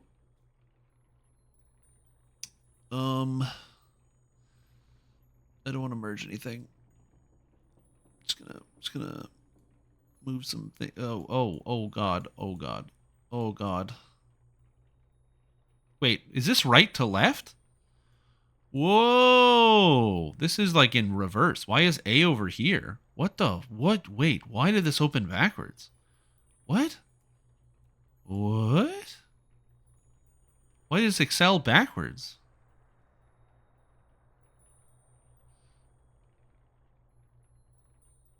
He's Jewish? Oh, so it opens the files in reverse? Yeah. A lot of cultures right to left. I just didn't think the file would do that. Oh my god, that's crazy. I didn't expect the computer to do it too. Cool. All right. Well, it's going to be sorry, apologies. I will do my best to Oh god, I'm trying to make things smaller so I can read them, but I'm struggling to do that cuz everything's in reverse.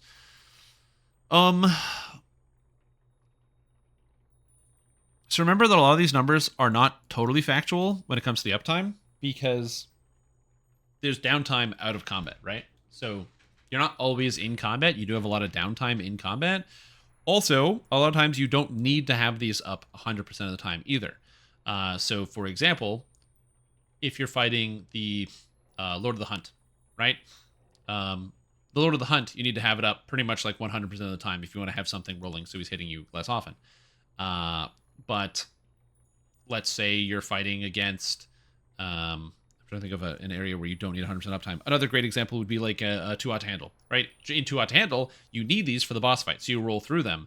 So you're going cooldown into cooldown into cooldown into cooldown into cooldown. But the boss is only going to be up for 40 seconds at most. At which point, then he goes away, and now the uptime is not as relevant. I would say uptime is one of those things that is not quite as impactful. It's kind of like a flexible thing you have to remember. In terms of, I don't know what dodge times uptime % is going to help you with in terms of calculating your overall character stats, but I will say that, or like, I guess you're thinking about how much dodge is this going to give you on average in the total time, but I wouldn't say worrying about that is a little unnecessary, because remember, the game is not, you're not always fighting all of the time. So especially because improved meld is up pretty much when you need it, right? The 5 seconds when it's not up, usually you're going to be out of combat or not doing anything, right? Same thing with like, not flight, with like Mistwalk. So these things are on such short cooldowns that they're pretty much always going to be up. So, you know, these are situations where you're not really super worried about that as much. Some of the bigger ones, improved uncanny dodge is your big cooldown, right? That's the big one. You kind of want to hold on to it, but even still, it's got such a huge uptime, like 2 minutes, 120-second cooldown. That's a huge amount of uptime to have on like a tank. And this is also not including the temporary HP, which you can layer on top of what you already have. So your calculations, it's kind of hard to tell how accurate they are, because average dodge addition, I guess, is what you're looking at for like how much extra dodge you're adding. So you get 73 average dodge all the time. But again, this is kind of ignoring the fact that these situations are very flexible in terms of how they happen. Because also you can control the flow of battle, and you can say like, hey guys, wait 2 seconds before we do the next thing based on cooldowns, right? So consider the end of Skeletons in the Closet, where during the end of Skeletons in the Closet, you do the text and you talk to the guy, and then you pull up the giant hand, right? Well, while that's happening, that takes like 3 minutes for somebody to go around and talk to everybody.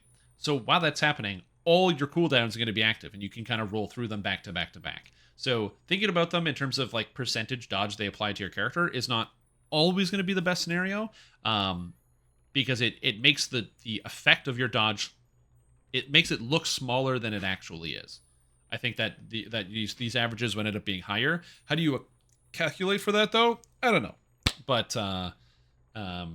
that's going to be more situational. And this is another one of the reasons why I wish Dungeons & Dragons Online had a tracker. Because if it did have a tracker, then what you could do is you could go into a dungeon or raid. So let's say you did like Skeletons in the Closet. You could play using your cooldowns. You pretty much always want to have something going, right?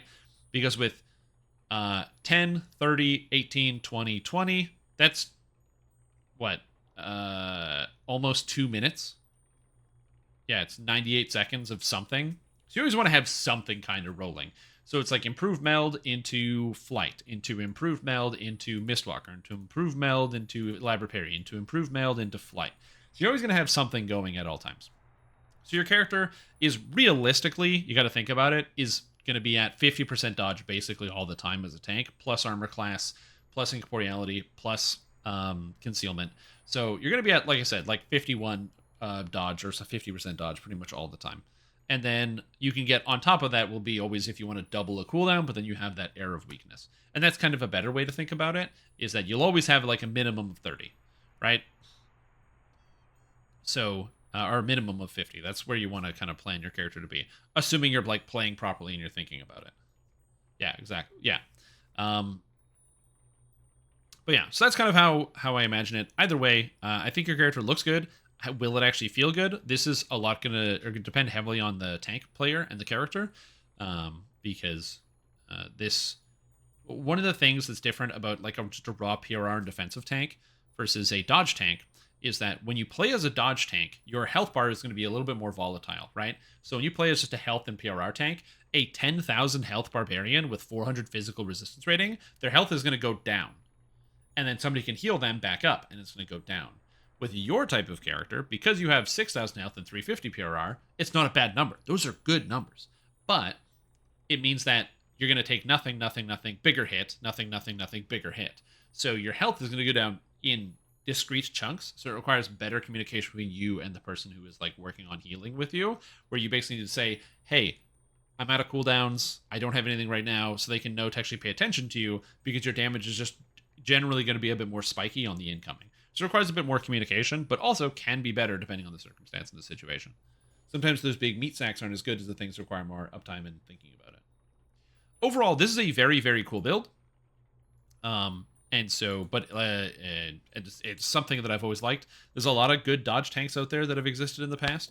I liked the, what was it? In SWTOR, they had the Jedi, or not the Jedi, the Sith Shadow, I think was what it was called. And there's also a Jedi one, I don't remember what it is. Which is the same thing. It's basically a dodge and evasion tank. The idea of wearing light armor and then using some of the more percentage-based dodge effects is quite good. And you're likely not going to get one-tapped by something for 6k.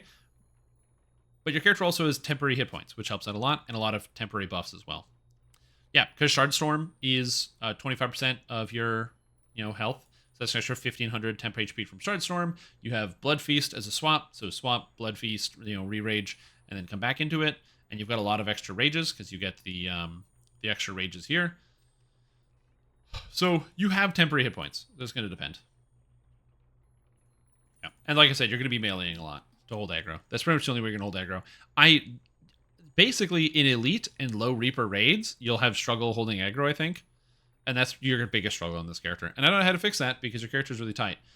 Because the way you could fix it is by just using, I would say in certain situations, on lower tier content where you don't need the meld as much, you could just use Carrion Swarm to hold aggro and stuff. But on the higher tier content where people are doing less damage, then it might not be as big of a deal. But yeah, you might need a little bit of oomph somewhere still. As long as you're meleeing, you should be fine. Unless monsters are immune to acid or heavily resistant, like they're Sulamates or something, and you're like, ah, shit. Well, the thing is, I don't really play a tank in DDO, but I have played tanks in other MMORPGs for a long time, and the main reason why I don't play tanks in DDO is because they're not fun to level. And leveling is most of what I do in this game. In other MMORPGs, tanks are awesome. Like in World of Warcraft, leveling tanks is the best. They do more, the same, if not more damage sometimes than a regular like DPS on the landscape, because they can just pull whole groups and AoE everything down. Tanks in Final Fantasy are fun because they also deal damage, because everything is designed to deal damage in those games. And then you get to the end game and you kind of learn the method. So I'd like to think I'm a fairly proficient tank player, but when it comes to DDO, I don't have a lot of experience with the DDO tank landscape because I have to level a tank to cap, and that is boring as heck. And then you have this character that's only good for playing in a group and not good for doing... Like, this character can't do anything. Remember how we talked about the example of like, if you can't solo R6 and your character is bad. Dude, this guy can't solo R6. What are you going to do? Go gum the monsters to death? Go poke them with your dagger and hope that your proc from your melt horn is going to kill something? Like, now you just wait until somebody else logs in. And then you make the dungeon a million times easier by being there. And tanks are awesome. They're really good. But if no one's around, you're just like, well, I'm going to wait till people log in. It's like the reverse problem. Back in the day in old DDO, you needed a healer. You just had to have a cleric and a rogue. And then in modern DDO, if you play a tank, you have to wait for the DPS and the DPS to show up to the party. Also, this character has way less healing amp than I would have thought. It only has 146 with all those barb levels. Just less than I would have thought.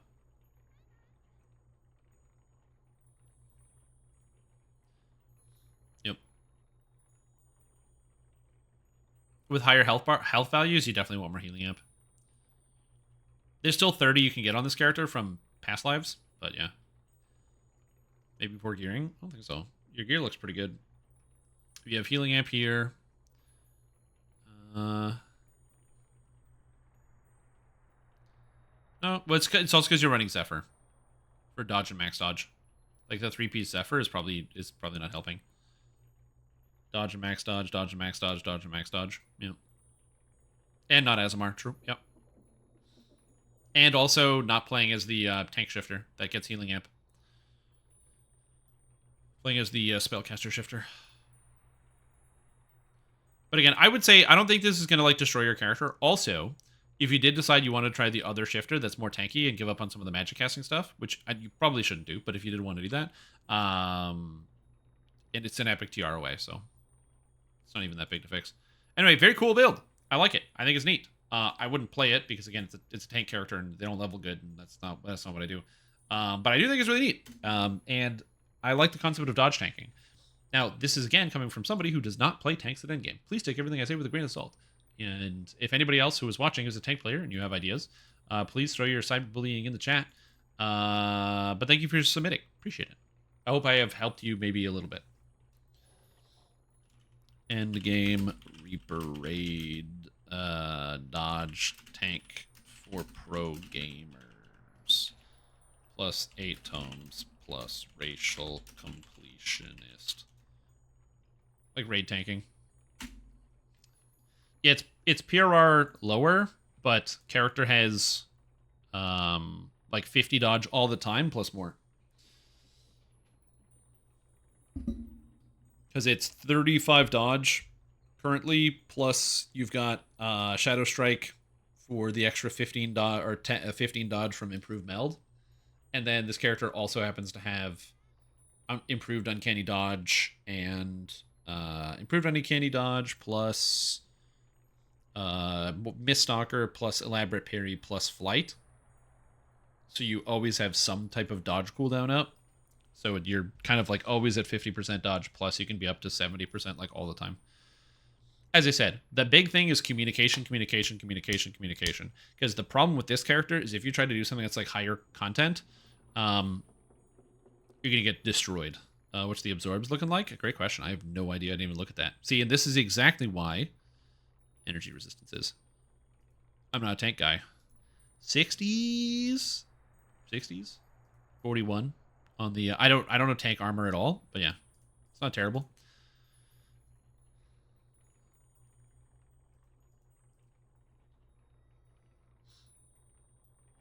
I didn't check. You did take this? Yeah, you did take Weather in the Elements. Okay, good. Whew. I almost thought I missed that, but I'm glad I didn't. Good job past me. Yeah, like I said, it's a neat concept. I don't know how good or bad it is, but like I said, the things that kind of stand out to me is lower armor class, lower health, lower PRR, and so and you have evasion. True, and 98 no fail.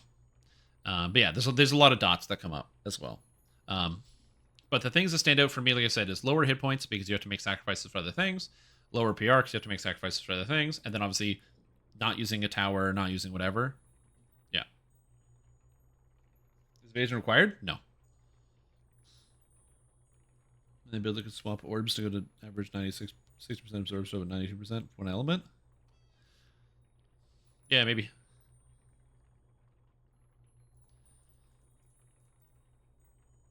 But yeah. Cool build though. I like it. It's got something different. It does something neat. This displacement number is literally wrong. Oh, are you not shifting in this? Oh, you're raging, not shifting. You need to be shifting. Oh. First of all, these shouldn't be able to be active at the same time, so that's funny. And second, does this not require you to shift? Oh, no, you don't. You just have to be raging. So this number is just wrong. Okay, so it's just not giving you lesser displacement in the builder. All right. That's all. That's fine. But, yeah, very cool. Very cool. As I said, you could also go bear form. But if you wanted to go bear form, all you would have to do is move these druid levels down here. Move the barbarian up, move the druid up here, and then so that way you can take shield mastery instead of shield mastery improved and greater, and you go with natural fighting, natural fighting, natural fighting. It also technically gives you strike through with your dagger that you're using to fight people with for aggro, which is like not technically the worst. So that's also an option if you wanted, because you would have a ton of strike through. But you would then lose 20 shield armor class, but then you would gain 15% general armor class and some constitution. So it would probably end up like a little bit less PRR, a little bit more armor class. Like you'd lose PRR for sure, but then you're like, oh no.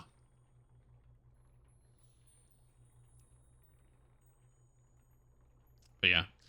Anyways, very cool build. Thank you for submitting. Handed good. I think it's awesome. Very cool build. Also, you confused me with the old lefty righty, so got me. You got any extra filigrees by chance? Coal magic, crit, or spell power rare? Let me check. Oh, they're offline. Oh, somebody sent me a message while I was AFK. No, I was doing an activity. Also, hello.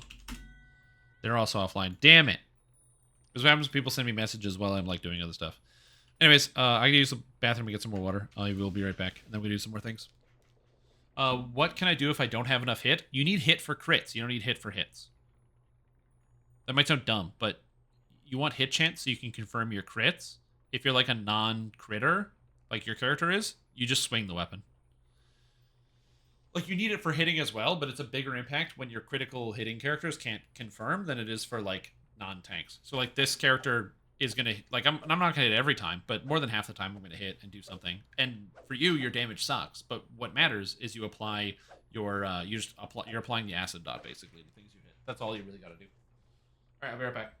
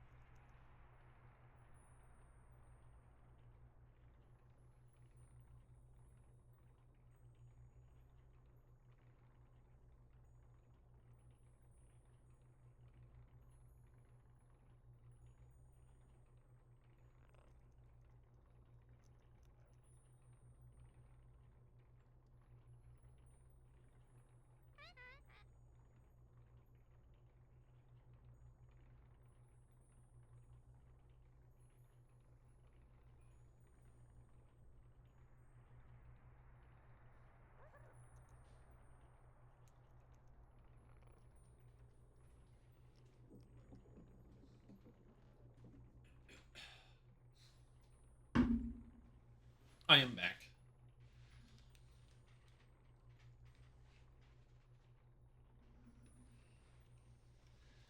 Yeah, those are some cool builds. Thank you for sharing, you guys. I had some fun with doing those. It's one of the reasons why I like doing build reviews is I get to see other people's ideas. And some people have like, they just have some like awesome ideas and do things in a way that are different from me. And so it gives me the opportunity, one, to learn from it, because that's usually, if I'm being honest, it's one of the reasons why I like doing the build reviews is I get the opportunity to learn from you guys. You teach me about all these different systems or different things I might not know how they work. One of my favorite parts about doing a build review is when I look at an ability and I'm like, that's silly. Why would you take that? And then I learn some new use for something. So I'm very grateful that I get the opportunity to learn from, you know, other people about how to do better at this game. We teach Trim Tom how to love. That's true. Yeah. Without you guys, I'd be a shell of the person that I was. There we go. It's not too bad progress. I went from 18. Oh, I'm up to 16 now, baby. There we go. Very slowly. We're getting back up there. Need a respec? Yeah, I know Caster Ranger is bad. Yeah, some people got mad at me in my YouTube video for saying that, like, this character is bad, Caster Ranger. They're like, oh, really? You're saying Caster Ranger bad, but you're killing stuff? And it's like, yeah, because something that looks good isn't going to stay that way. And also, Caster Ranger is bad because it's doing what other spellcasters could do worse. So you could make the argument that it's like, I guess technically it would be unfair to call Caster Ranger exclusively bad because it's not like bad and that it doesn't function. You can still play the game and it's going to perform a lot better than like some First Life melees and other types of builds. Especially like a lot of ranged characters it'll perform better than before they get gear, before they get going. But it's not going to feel like good, you know what I mean? It's not going to be better than the most basic thing you can get from another character. Is that out there? No. Any Arcane Archer build? Well, the problem with Arcane Archer is that Dark Hunter doesn't get Arcane Archer. So if you're playing Dark Hunter Caster Ranger, you don't get Arcane Archer. So, whoops. Work on an Imbue. It barely works at all. It only works on strictly spells, Basement Warrior. It also does not convert crit. It does not work on spell-like abilities.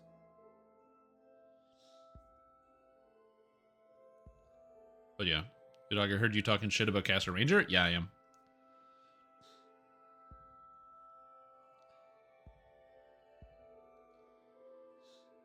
I consider something bad if it is worse than most of the alternatives. And if pretty much every other alternative is better, I consider something bad. It's a bad build, and you shouldn't play it, because you would do better just playing a Tempest Ranger. Caster build based on Fade Arc Illusionist? Yeah, of course. There's tons.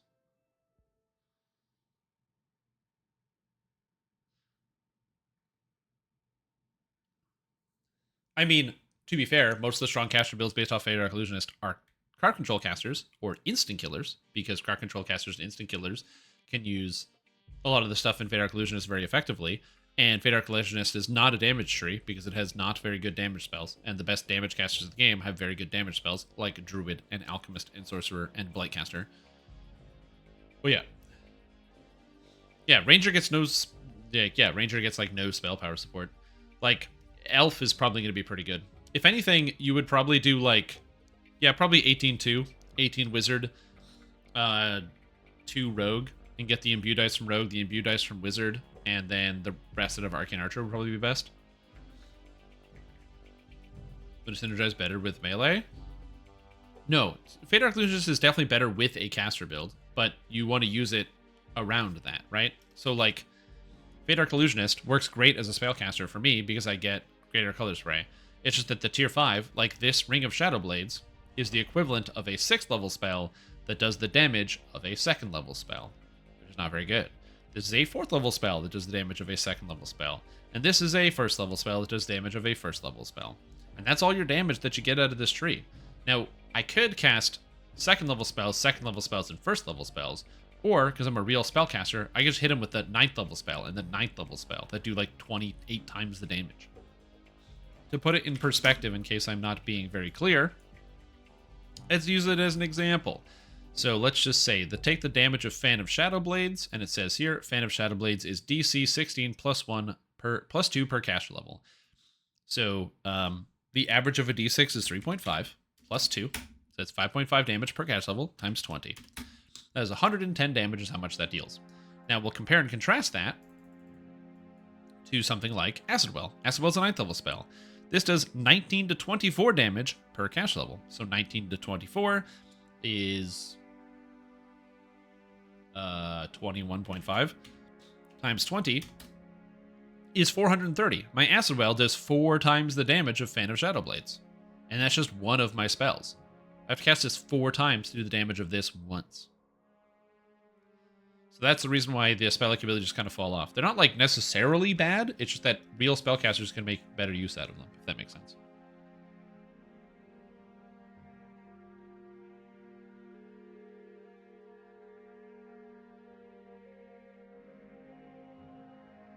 Yeah, I don't know what it is. I don't know if they made it so monsters are more like resistant to illusion magic. But these spells have very high DCs, and I feel like monsters make their save all the time, which is also kind of weird. As a healer with Exalted Angel instead? Yep, yeah, that can work. I mean, I got the character I'll show you. It's higher level. But it's not my favorite, that's all.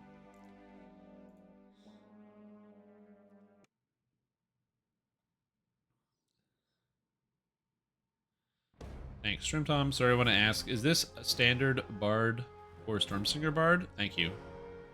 Not new, but I'm not a good builder. It's a regular Bard.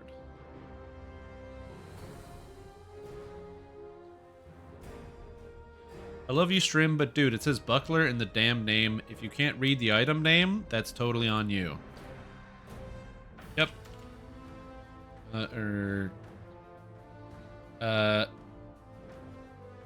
That's like saying that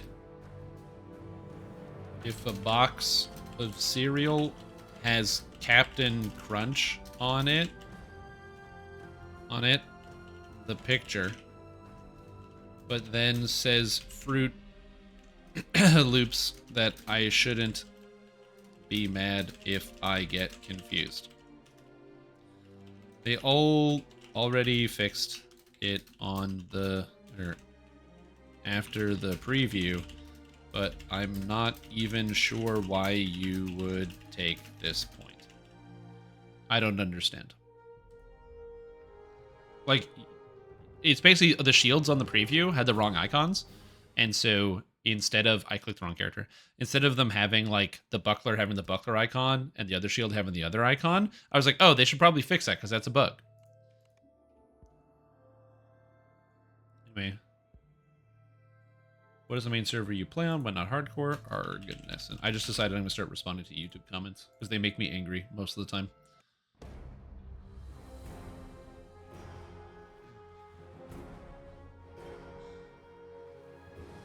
Why post a video that you don't like? Because life is pain. Lie. Don't I inspire?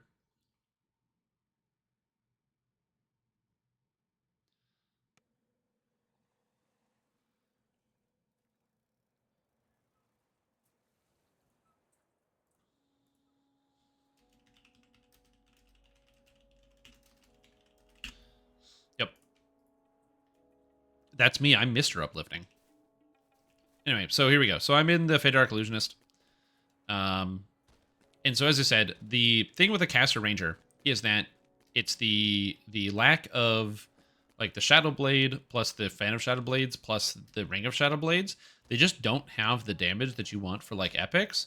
And so the end result is that how do you fix that damage? Well, it's called Primal Avatar, baby. You just run Primal Avatar with Shardstorm, or Carrion Swarm and Shardstorm, and it does pretty much all you need.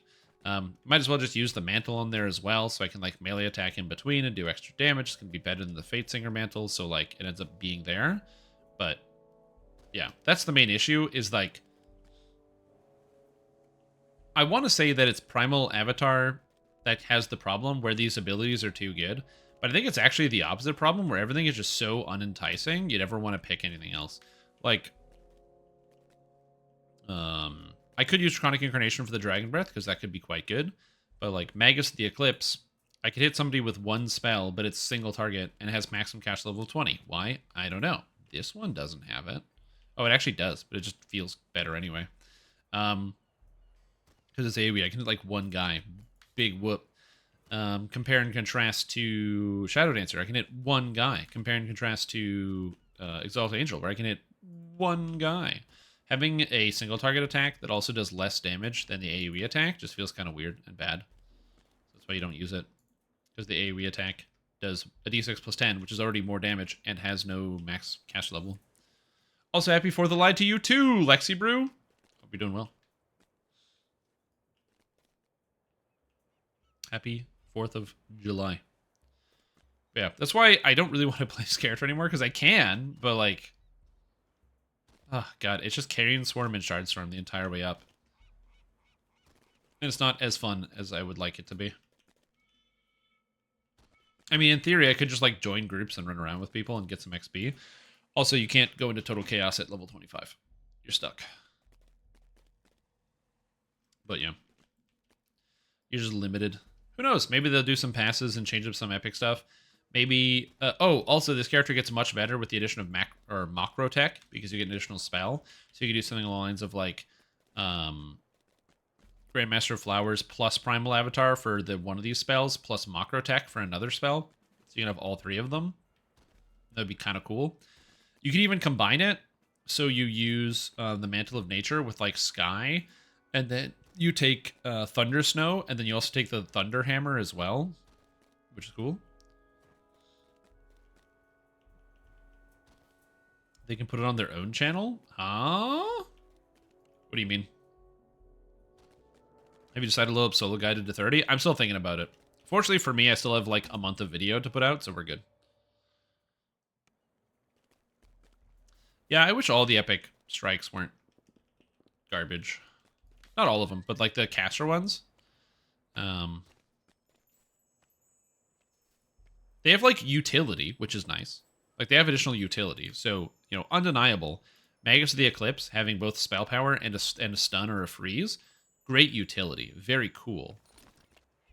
But, like, the damage is so much worse, and you can just kill stuff. Like, if this actually did real damage, we wouldn't be having this conversation. Right? If the Exalted Angel one actually did real damage, we wouldn't be having this conversation. Everything would be fine. But they don't really do that much damage. That's the main problem. That's what makes you sad the entire time. Because you want to, like, whip out Moonlance and start firing this at people. But the damage is kind of bad. Although it has a 6-second cooldown. So, you know, it's something to think about as an option. It does do, like, 3 times the damage of Shadow Blade. So it's not the worst option, technically. It can be maximized and empowered. This team was 2-2s and time stomp. Yeah, this whole section, I mean, hey. I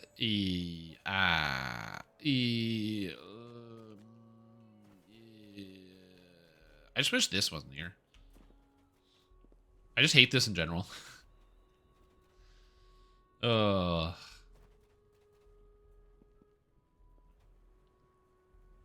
if you're playing pure Acid Sork, it's surprisingly not that bad. It's not that good. It's not that bad either. People are doing Feywild Slayers? Why would they do that? Epic Giant Hold, Reaper 1, Starting Chain. Sharn Epics for gear sets. Also, someone, Leyland, just was slain by Fire Giant Captain at 22. I don't know where they died, but that sucks. I don't know where you find one. Is it the 4-stot? It is the 4-stot. The reason why this ability is bad is because it goes up to 7 stacks, which sounds like it should be kind of good, but you have to spend all the mana and time on getting something to 7 stacks.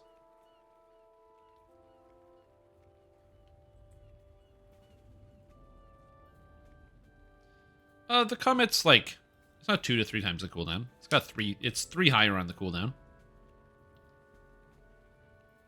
It does do less damage, but it has 3 higher on the cooldown. Maximum cash level of 20. Why, video game? Why? It's a level 30 ability. Why is the cash level 20?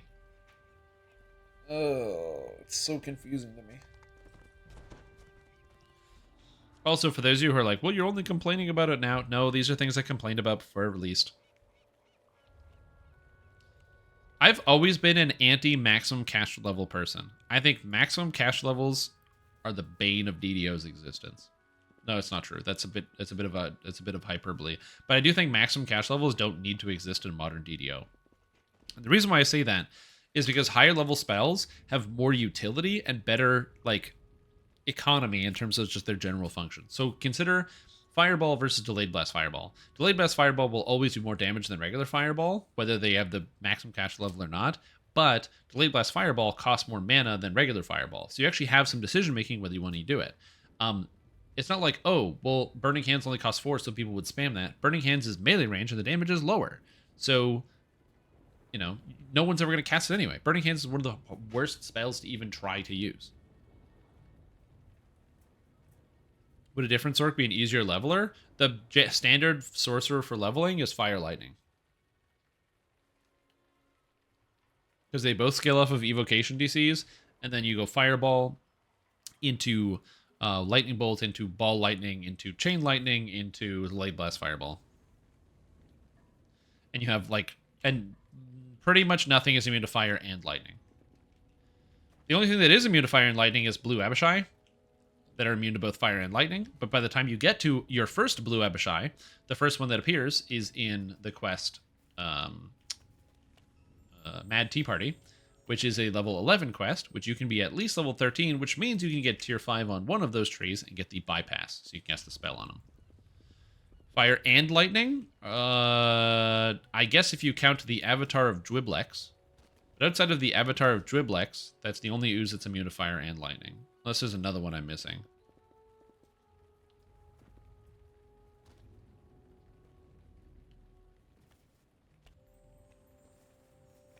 Dretches are immune? Dretches, I don't believe are immune to Fire and Lightning.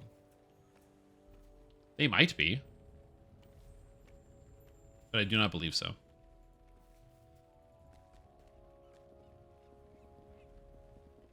Now, remember, creatures that are immune to Fire and Lightning is the question. Fire and Lightning, not just Fire or Lightning. Also, why are there so many people online? Oh my god.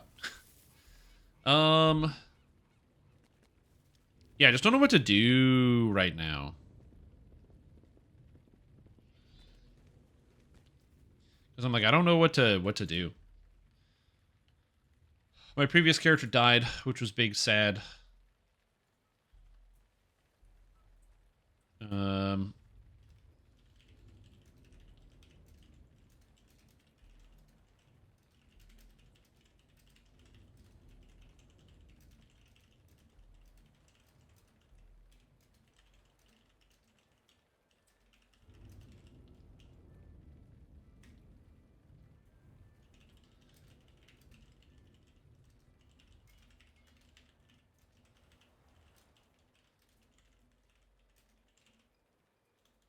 Yep. Oh, and Shout. True. Also Shout. Okay, new question. I just got my first into Epics. What's up with everything becomes dretches? Is there a story reason or just right at difficulty? That's called that's not everything becomes dretches. That is specifically the Keep on the Borderlands, because the Cult of Evil Chaos is summoning evil chaotic creatures in the Keep on the Borderlands. So in Heroics, they don't have it, but in Epics, because they're summoning demons, there's demons that get summoned.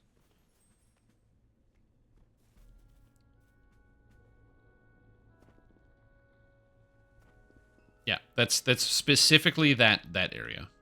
Yeah, I might level up this character a little bit, you know, maybe do some solo guided dark hunter caster ranger.